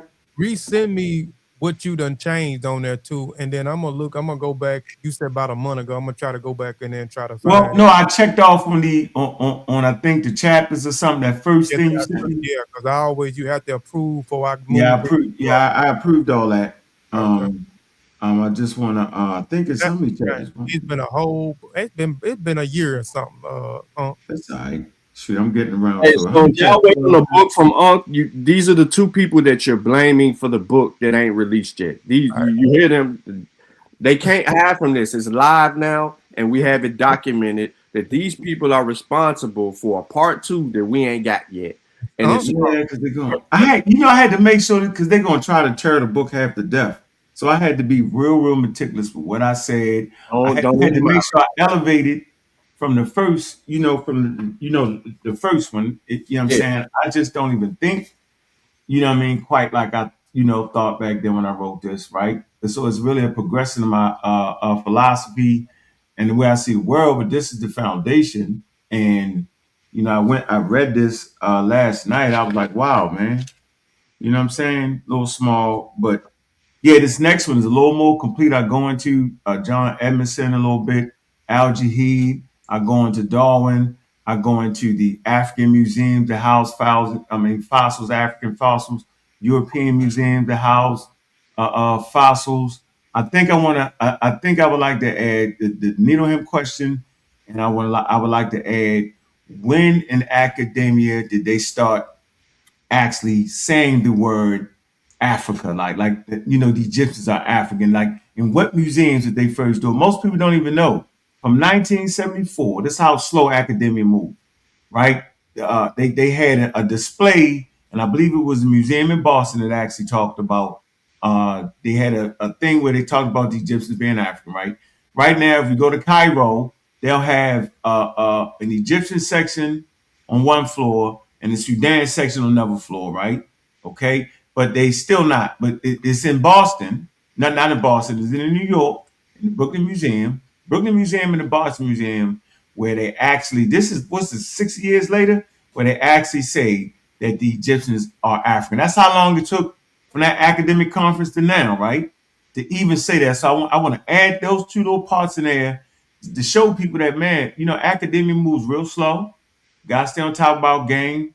And that's an interesting point for that. So I want to kind of, add them 2 points there and how slow science and academia is, man. I appreciate the fight, man. I don't want to keep y'all here too long, man. I appreciate the Nah, Mossi. Go ahead. Well, the point that you just made about it taking too long is the same reason why people can't fall in love or marry the information to the T, because we made, and it's constant change and it's always ongoing, right? You said evolution, so the whole process of our learning experience is an evolution in itself. So as we begin to learn more, know more, some things will change, right?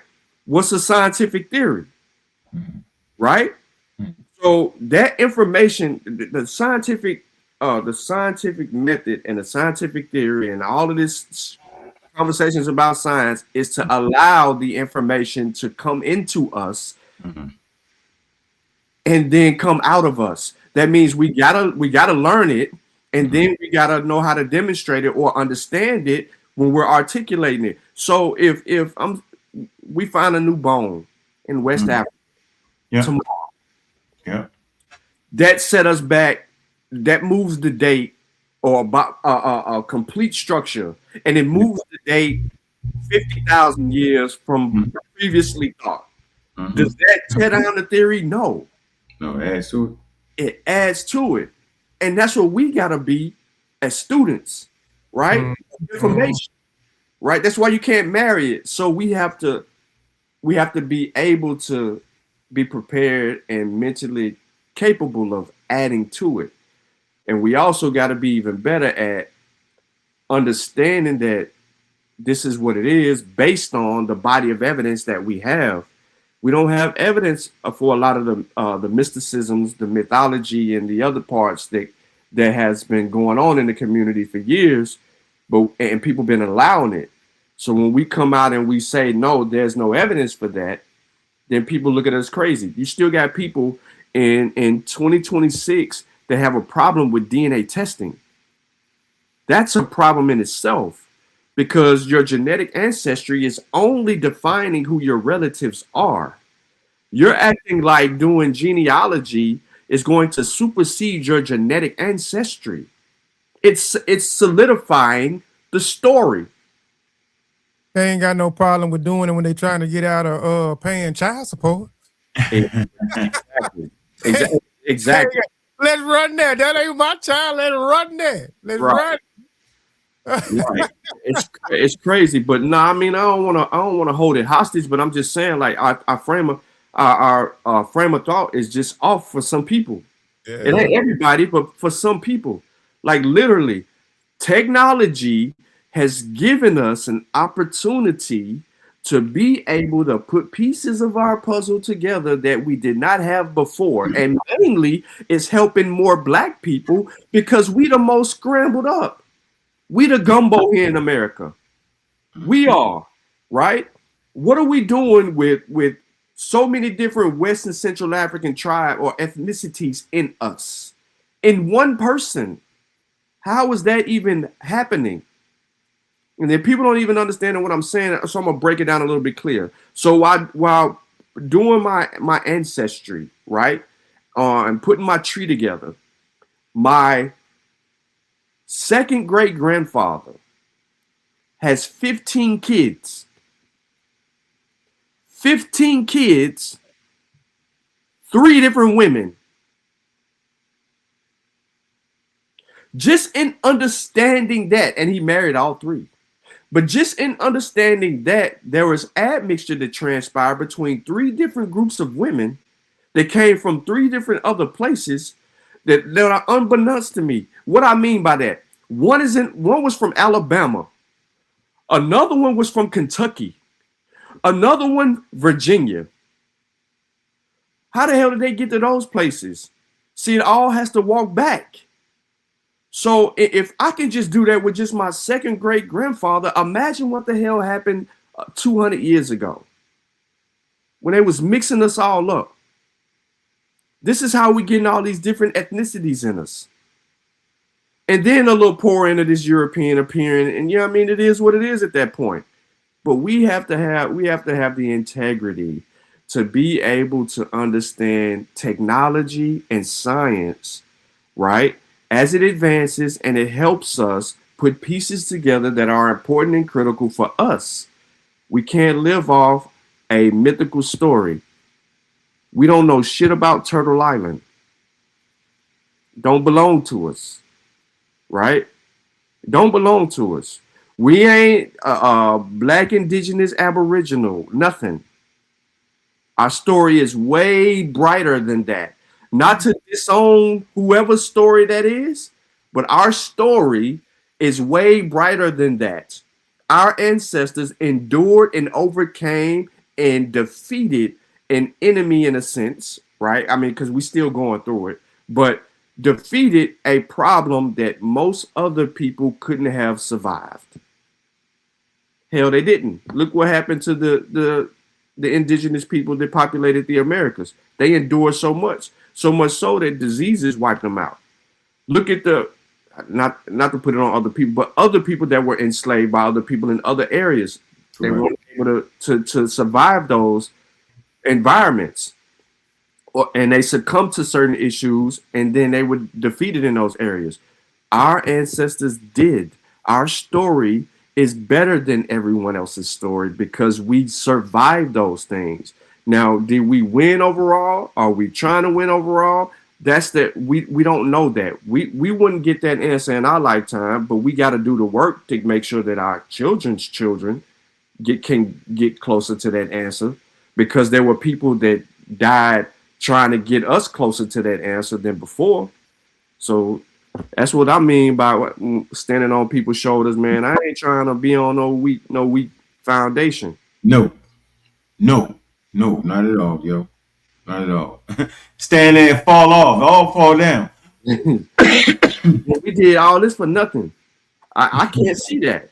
Like Kofi, if Kofi pans his camera, right? Just in this one room. Mm-hmm. If Kofi pans his camera in just this one room, there's got to be at least over 200 books or more in that one room. Just in that one room. And then if he takes his camera off and go in another room, you're gonna find probably another 200 or 300 books in that room. That's not by accident. It's not. It's with an intent and purpose. And I guarantee, how many of those books have you read, Kofi? You got your button pressed. I said there's a lot of them I read, but there's a lot of them I hadn't read. You know what I'm saying? But there are a lot of them I have read. You know what I'm saying? And I'm a emerged reader now, so I'm reading 2 books. I was already reading 2 books at one time, but now I'm able to read 2 books and then read them faster because I do the audio book thing. So I'm reading and listening to the audio book. I put the audio book on a certain speed, and I'm reading while I'm listening. I'm reading at the same speed as I'm listening, so I'm able to finish the book faster. So I've read a lot of these books, but a lot of the books I haven't got to read because I'm steady. Always buying books. I'm always buying books, but I'm always reading too. I remember like buying books and buying like 6 books at a time, and then I'm like, that I would stop at 8, because then I know as soon as I open up the first book from the 6 that I bought, I know I didn't order 2 more other books because the book I'm reading it referred to those two books. Right, So what right. I would do is when I would get the books and I would start to read the book, I'm gonna read that book, right? If it's a 200-page book or if it's a 150-page book, oh, it's done in a day or two. If it's a 2 or 300-page book, it's done by the end of the week. So if it's a 600-page book, I know that I have it done by the end of the month. So I knew based on how many other pages it was, I was going to be able to complete those books in that time span. But I would, what I've done is stop buying the books and then slow buy a book. And the reason that I began to do that and still accumulate the books is because I've been dealing with the pseudo world. And because I've been dealing with the pseudo world, I've been forcing myself to learn more in that moment of reading material, like Michael Gomez's book, and his emphasis on the impact of Muslims in the American world first is a key argument in a conversation with any abo that I'm willing to have with them, because these first blacks, which we're discussing and which they think that are indigenous, are not. These first blacks were people that came out of who just left the panel and who was just in the chat. Senegal and the Gambia region. Those are the first ones to be uprooted and then sent across, even if they went back into Europe and then into the Americas. Those are the first blacks, right? So when we put an emphasis on that and we start dealing with it, we now have them in a historical timeline they can't get themselves out of, right? So there is, that's why I did that. So buying that book, but I had to, in order to get to that book, I was already reading other books, but to get a proper understanding, because Gomez's scholarship is more up to date than the past books that were more, in the 70s, 80s, in that realm, in the 50s, 60s.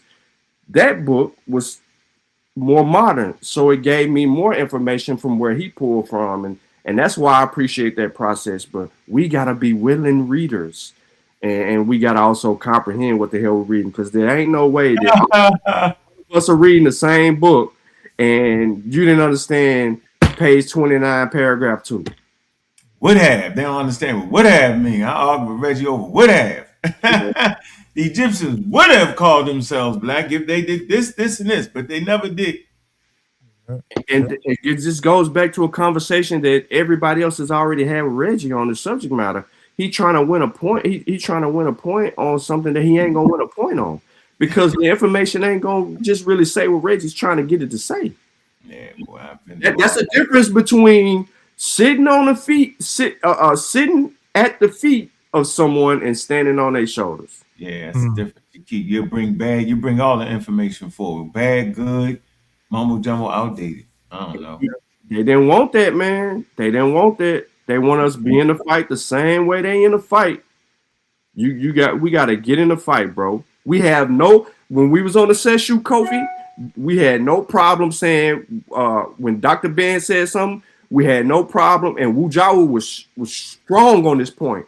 Had no problem saying, nope, that ain't what it says. We don't know where Dr. Ben got that. Reggie had a problem with it, or some people in the community have a problem with it. But the reason that I said Wu Jawu, because most people, when they see Wu Jawu, they tend to have a certain level of respect or appreciates his integrity in a sense, because he ain't as disrespectful as me and Unc, right? So that's I'm being honest. Like Kofi, right? So if Kofi says it, I say it, and Unc, you say it ain't registering. But if Kofi said it may register because of the level of respect they have on him, because he ain't cussed them out. You know what I'm saying? We cussed them out. You can change your style. You can change your fighting style all you want. You already done cuss these people out that you changing your fighting style on, and they still see the old you. They don't see the new you. It ain't helping. You thinking it's helping, but it really ain't, because they done blocked you out because you done cussed them out. They remember the motherfuckers in your mamas. You know what I'm saying? they remember all of that. But but we saying the same thing. So we gotta be. Let me ask y'all a question. Man, we got to be gotta be Man, better. who started the Shesh? Kofi and them, I thought it was Kofi and them. Yeah, Kofi, Tepper Ra, all of yeah, them, they was taking the classes and they just kept yeah, meeting. yeah, we just kept meeting. We started it first. We after we graduated from the class, and we just didn't want to let. We just didn't. We created a bond because after the class, we would have these conversations all the time. So we created this friendship, this brotherhood. So we started the group. We started So the why group. would y'all act like he stuff? Why he do that, man? Why he don't get proper? You supposed to get proper citations, bro. he he Why came he in don't? late, he came in later on, and he gave us a historical name for the group Yeah. because we was called, I can't remember, but we was calling the group something else. The And scribes then, of my eye or something. yeah, something like that. And then he gave us He a gave you the name. historical name I for the like group. that framing. I And, like that. and then he That let we us, we did our thing. If you go back and look at the Seshu first couple of shows, Yeah. there wasn't a I woo remember. battle. It was just us, and he was watching. Then Right. he started coming in. I think after he felt like we was serious and we was doing it. But yeah, the students started it. The students I we just all like to get everything on the record, yo. This yeah is I don't like yeah no plan, act yeah like you did something you didn't do. I don't do none of that. I want yeah. everybody to have proper citations for what they did and what they added to this thing, yo. I don't like that. I think that's cultish. I think that's wild and out of order. It's Everybody, I'm just blaming saying Wu. how I feel. What you blaming Huh? Wu? What Wu do? He jumped in a science conversation with some ridiculous. Oh, see, I knew you was. I knew you was That's why shooting. he saying that, Sean. You know what I'm saying? No, but I wanted to get. I actually that ain't it. But I actually wanted. I wanted to hear the. I wanted the people. Everything ain't got to be in the back, yo. Yeah. Right? Like at a certain point, yo, it's blood, sweat, and tears, bro. It's time away from your family, yo. You know what I'm saying? Kofi, it's time away from your son. It's time away from your wife. Same with you, Sean. Yo, we successful but we lost a lot of family time. I don't think people, realize that, man. We go through the ups and downs, man. We know the ups and downs of each other family, man. Yeah, The yeah. situation your son went through, your wife with the vaccine, same with you, Sean. Yeah, come on, bro. So when you do something, yo, get the damn credit for it. Say it the way it happened. I'm a But, stickler for that, bro. but I ain't no Woo, I ain't mad at Woo. yeah, But but one thing about me though, man, is I don't be giving a damn about like credit. yeah, I I don't, do. I you know, do. I mean, it's good to have, but I'm just Let the saying, record be I sold. just don't, I've been arguing with Mika, man. You know what I'm saying? He been arguing with Mika about it. Mika. Yeah, Mika act like, oh, you ain't do this with the mind. I was like, Mika, come on. I know what I did. I know what Kofi did. Like, it's like she got a twisted history. Mika got a twisted history. huh? She was an Israelite, so she don't know. So it's okay. At the time, all this was going on though. Like she was messing with them. You know what I mean? She She wasn't got a really twisted like history. you know that. Then she kind of fell in favor of Garfield. You know, that's probably the best thing that happened to her when she That's the fell in best thing that happened. favor. Mhm. And Garfield and Asar kind of undid her mindset.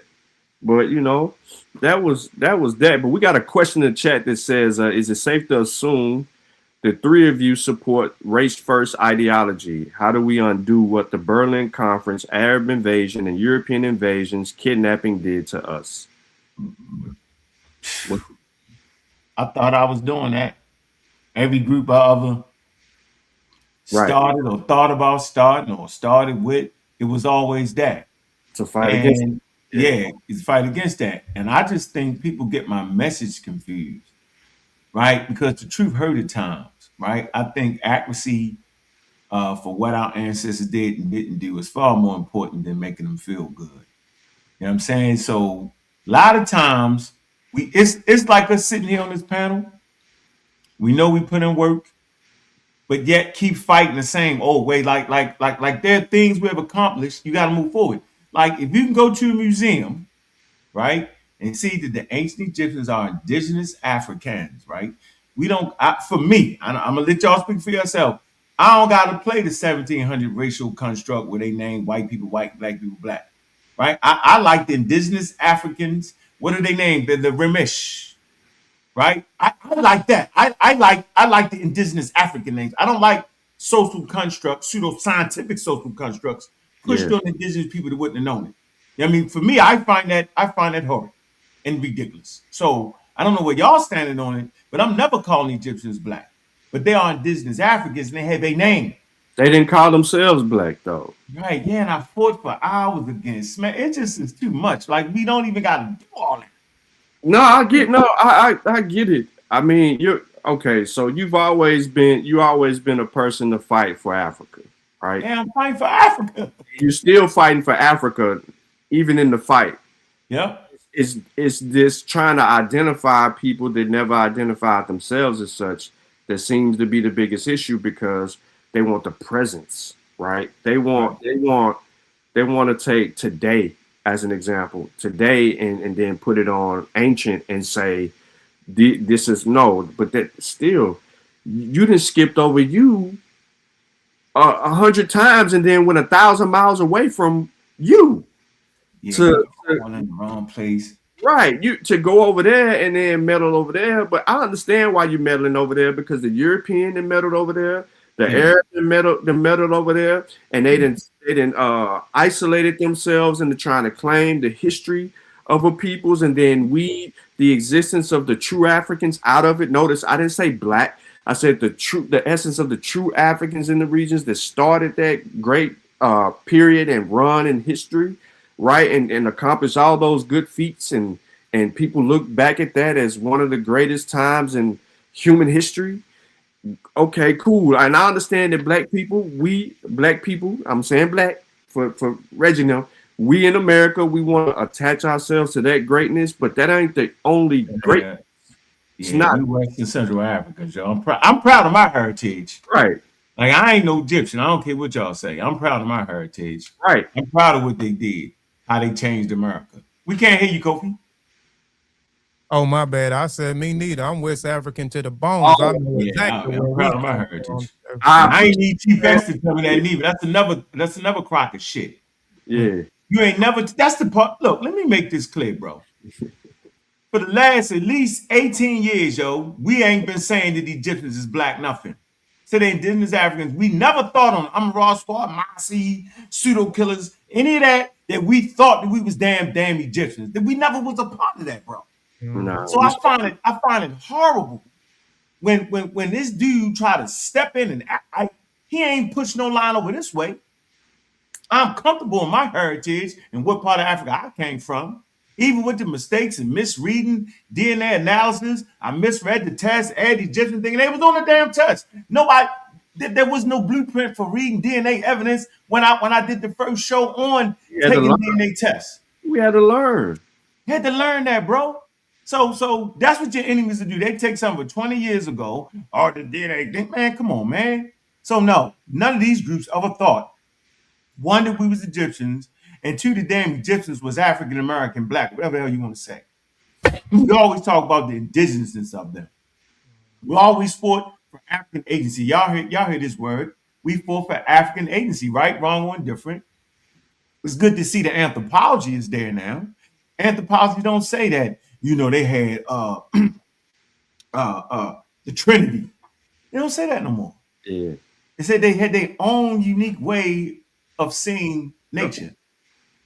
But you know what I'm saying? They don't have to have one God. I remember people used to fight for one God. We never did that. We never said the Africans had monotheism. No, they had what they had. And what is it that they had? Let's please describe it. What was I'm not talking about? He just wanted to glorify the sun, and he had the rest of the deities there. Right? It's called African agency. So these groups was always based on African agency. What did the ancestors say? We never thought we was damn Egyptians, right? We always understood they was indigenous. My whole thing was the African, not they black. I said they indigenous Africans to the continent of Africa. That was always my argument because academia was saying different. It was saying it was Mediterranean, Oriental studies. You know what I'm saying? That's always been our legacy, bro. And I can't believe that Chief X did that. You know what I'm saying? he got the conversation. Yeah, you ain't even getting a conversation. But it was an ugly one. It got ugly. The conversation got ugly. Oh I'm man, just Spencer, you saying want to talk. because I'm based on what I know now, right? Mhm. Based on what I know now, it's some people that shouldn't have ever been in the conversation. You have to remember this whole Egypt thing And was a pick up the phenomenon. smash. Go ahead.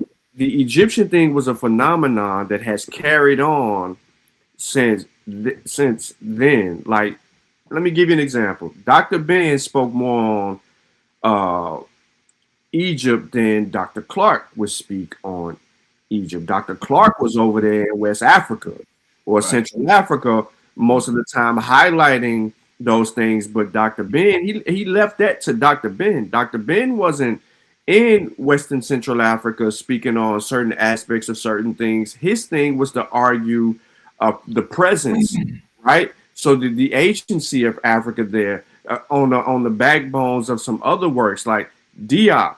He was in Senegal. What are we talking about? But he's still in Senegal. He's still doing whatever he was doing, but he was also arguing for African agency over there in Egypt. That's the only reason that he would go in front of a symposium, him and Obey, and argue on the point, right? So we have to remove what the way we're seeing the world today and the way that people were seeing the world back then, because you can't infuse those two.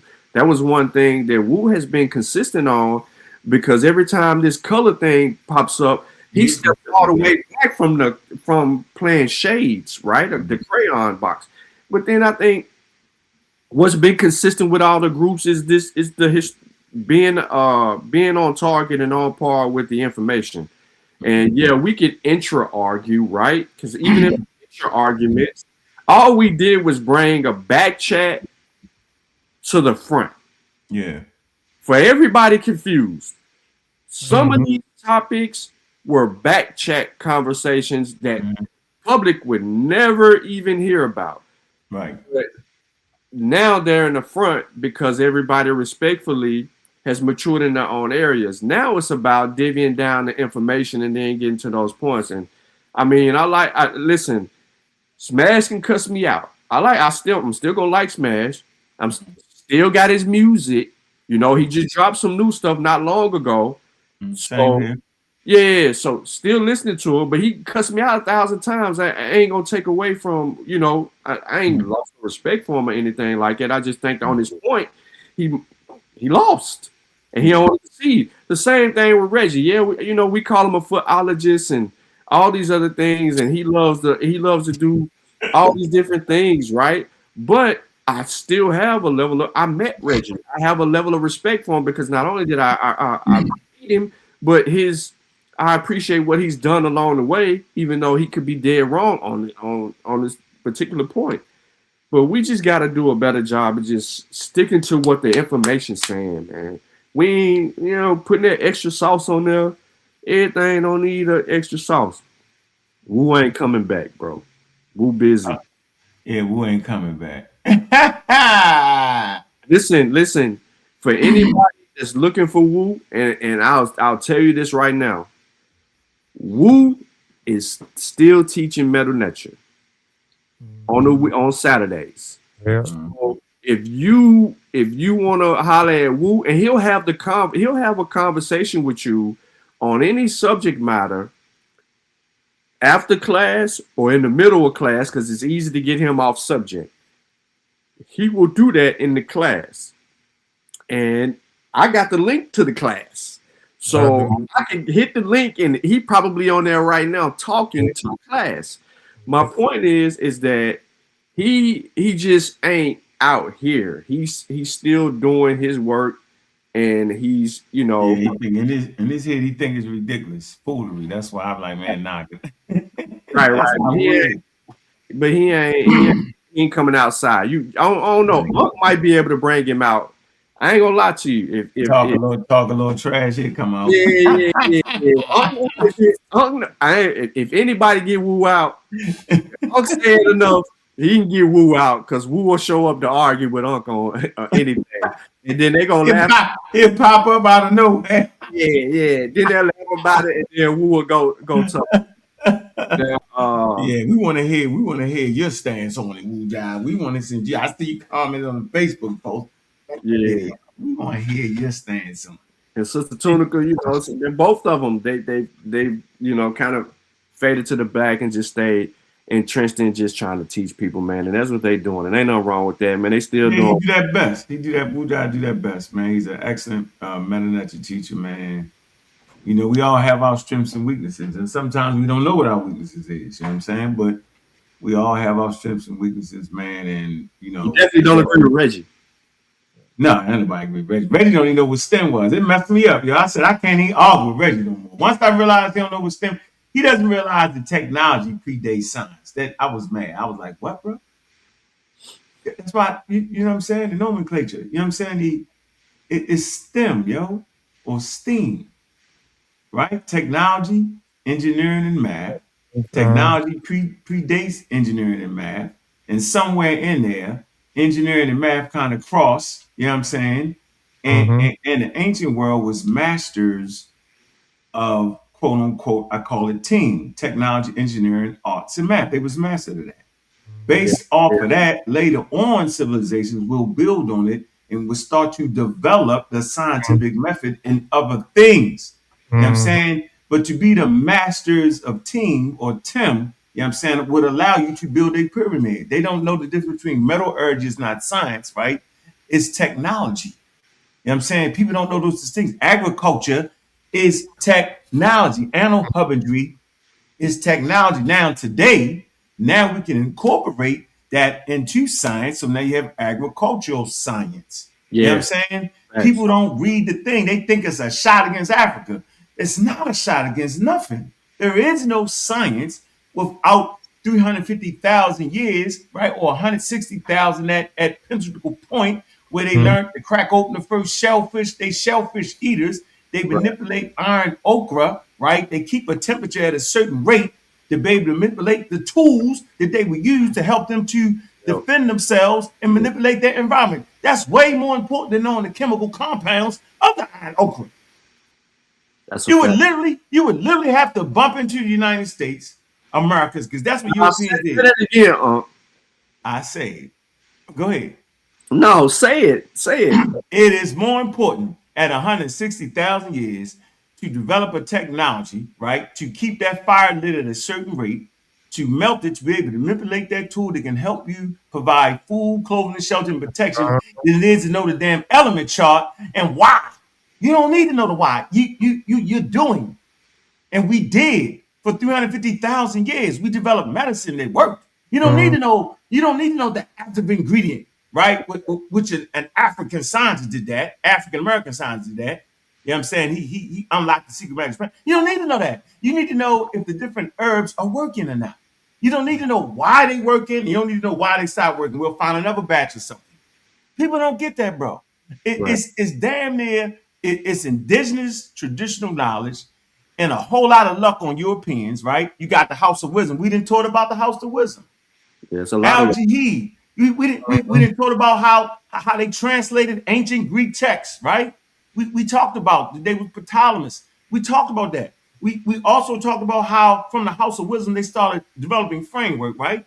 That would later on crystallize in another place. But without that House of Wisdom, without the ancient text, without the Greeks studying in the learning centers of their time, which is in the Nile Valley, you don't even get to that. So I thought people understood history. I had no idea they was going to be nuts about it. I just didn't. I didn't know that they would marginalize African civilization, specifically West Africa. They don't even bring it up. They how Egypt had time. They didn't have that. They had the precursors to it. They had pre-scientific ideas, right? They didn't have that. What about West Africa? Nothing wrong with that. Why, how can it be something wrong with that? Right. Who is robbing the Egyptians? Right. It's West Africa reached the golden age. Who is robbing Songhai? Going. I'm not like, what are we talking about? Like it's crazy. The ancient people don't write about them like that. The Romans was like, man, the Candace queens, they was reading. They was like, oh, they serious. So the ancient world respected our thing more than African Americans respect our thing. The Romans didn't even have science. They thought it was magic. They worked off of technology engineering and they mastered their world without it. You know what I'm saying? So listen, man. You know, we always on that side, Sean. People just don't understand, bro. I'm never knocking Africa. That's my favorite thing. You know what I'm saying? It's to talk about Africa. It's to have groups like this to talk about the real Africa. You know what I'm saying? Yo, we laugh in the back chat. Oh man, they got us spooked out. We were like, yo, they're spooked out about Africa, yo. Yeah. So look, man, look. Hey, if you think that they needed something that's a world endeavor, it's a human endeavor. These groups have always talked about what Africans did and did not do. If you think it's important for them to have something before they time and need it, that's on you. Then you're not respecting the tradition. You think our tradition, right? I tell you what the mistake is, Kofi. This is what you should never do. You should never take an African civilization at 740, right? Or 300 AD, or 3000 BCE, or 160,000 BCE, and put it up against a civilization in 2026. No one does that. That's not the accurate way to study history. Nope. It's apples and oranges. Yep. You got to judge them with the people of their time. Mm-hmm. And when we judge them with the different cultures of their time, we see the gap. We see how they outpaced them. You know what I'm saying? That's the measure. Not what we do, not how we think. Is you only learn about Africa when you study Africa and allow the ancestors to speak. That's the only way you can learn about Africa. That's a fact. That's definitely a fact. Hey, but y'all, man, I gotta get off here. I gotta go to I'm gonna shoot my wife busting. We gotta go. We going to New Orleans today, man. I got to drive to New Orleans. Okay, what y'all finna go down there do? One of my best friends, he stay in Washington. Him and his wife coming to celebrate his birthday, and they got some people coming. So we just going down there and celebrate his birthday with him tonight. That's dope. Yeah, man. Y'all fellas, man. Make sure y'all like and subscribe to channels, man. Appreciate y'all, man. Yeah. Man, give me a call. I'm gonna call you tomorrow, man. Coming tomorrow. We gonna try this again, man. Try to go and get this band book out here, man. Y'all hear this? I'm waiting on up. Nah, we gonna get it out. We just was reading it, yo. It's just super fire. I don't think the world should be missing out. Yeah. I think I'm gonna call you tomorrow evening, man. When I get back from New Orleans, I'm gonna call you then. All right, I'm gonna write up the Needleman joint. The Needleman thing. I'm gonna write that up because I want to add that in it. I'm gonna write that up, and the other part. All right. So, all right, man. Appreciate y'all. All right, man. Peace, man. Hey, man, I appreciate everybody tapping in. You heard, make sure y'all subscribe. I mean, I think everybody should already be subscribed to everything. I think Unc's got the community of skeptics, and Unc, what else you got? Pseudo killers, and then what else? And still the Raw Squad Media. And then the Raw Squad Media groups, and he got information on all the channels. I mean, remember, Unc lost like about 100,000 subscribers, and they forget that, and a wealth of information that existed that probably would be useful to a lot of people today, especially those of you who are new coming into information or being introduced to any of us at all. And you can see why things transpire the way they transpire. But yeah. So I ain't gonna hold everybody up, man. We gonna end it right there. A good 3-hour show. When you going live again, Sean? Probably be live later on. Who you trying to get? Who we gonna get? Well, just to be honest, since we on this subject matter right now, I want to go at I want to deal with the civil war inside of the Aboriginal community between you turn the camera back on. Calvin Denzel Roberts and Chief Holiday. Right, I want to revisit a conversation between the two of them that they had to show you how full of ish these people are in trying to push their pseudo propaganda. And you're going to hear some things in between the two of them because one, Holiday is against Calvin Denzel Roberts, which is known as Aboriginal Power.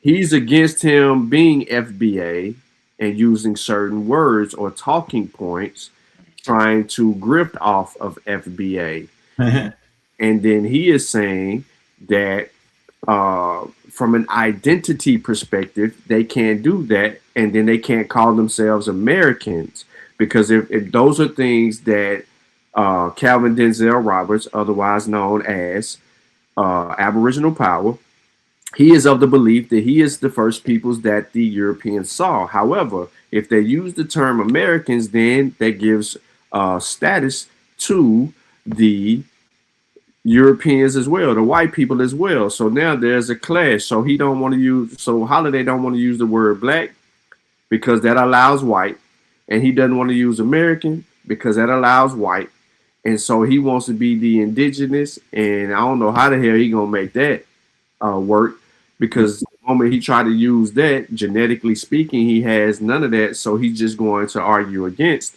And then Al Power grifting off of what's the dude name? Tariq. Him grifting off Tariq trying to recruit and get his members. You know, he kind of finagling everything to get his viewership. Who are you talking about? Aboriginal Power? Yeah, Aboriginal Power. Well, you know him as Aboriginal Power. I know him as Calvin Denzel Roberts. Oh. Name. I heard your man was talking spicy too. Yeah. So we Holiday. Spicy. Yeah, they had me there. I heard he was talking a little spicy. Man, they never beat us in the conversation. None of them had. At no point has any of them ever had any sway in any conversation we had with them. I done beat up a whole panel of cowboys and Indians on a regular occurrence. I ain't had to bring in the big gun Sean. You know what I'm saying? Sean a big gun on that conversation. I ain't had to bring him in on that. So listen, bro, let me know. Yeah, I'll let you know. Tap me in. I'm coming off the top rope with the elbow on them clowns. Yeah, I'm gonna try for a couple of hours from now. You know what I'm saying? So I can kind of get some stuff done, and then definitely want to get into that because I really want to replay that exchange between the two of them because I want people to see just how far they're willing to go to pseudo this thing up and confuse black people in America. Period. I just want to show you it's an identity crisis and it's got to be disseminated. But I also, I also want to defend who I need to defend in that I felt like was disrespected in the conversation. Yeah. I want to disrespectful little F's, yo. That's what they is, man. They're disrespectful. That's the point. Y'all disrespectful. We always know when we won the conversation, Sean. When they start going into our backgrounds and disrespecting us, yo, we know the conversation is over with at that point. Right. You know what I'm saying? Yep. It's simple, like it's over with. It's an intellectual gunfight. You throw your gun. That means you have no more information, no more validity in what you're saying. At that point, they just clowns to me. Simple. So yeah, I'm on their head. CJ Holiday, he ain't never had a conversation. Think about that, yo. Never. Ignorant as hell. Never. He didn't memorize a whole lot of twisted up nonsense. Come on, man. Made up a lot of listen, and even in the discussion that we'll hear, he's going to tell you that he is the source of the information, like he has done many times before. And anytime you hear a fool tell you that he is the source of the information from him, that means you need to get the hell away from him. To get away from him, yo. He ain't done no archaeological digs. No, he just misinterpret the data. We'll pull a source up. He'll ask you for a source and never give you one. Never. Remember that when a person never give you a source, you're the only one using sources, yo? Yes. That's a tell. That's a tell. They had no argument, yo. They appreciate it. I see the pseudo killers in the chat, man. Big up to all the pseudo killers, man. Known and unknown. Known and unknown. Yep. Mm-hmm. So yeah, man, I'll probably be in a couple of hours. I'm gonna go handle this business, and then I'll set it up, and I'll send it to you when I get ready. Right. Yeah, we'll get it in. So appreciate everybody tapping in, man. We're gonna end the stream on that one. Make sure y'all go like, share, and subscribe. We appreciate everybody tapping in, and we out. We got an outro on here.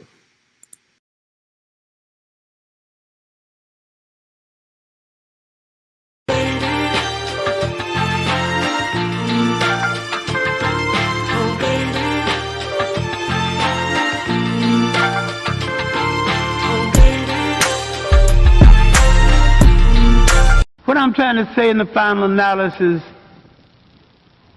once we take control of ourselves, we have to stop being imitators and be innovators.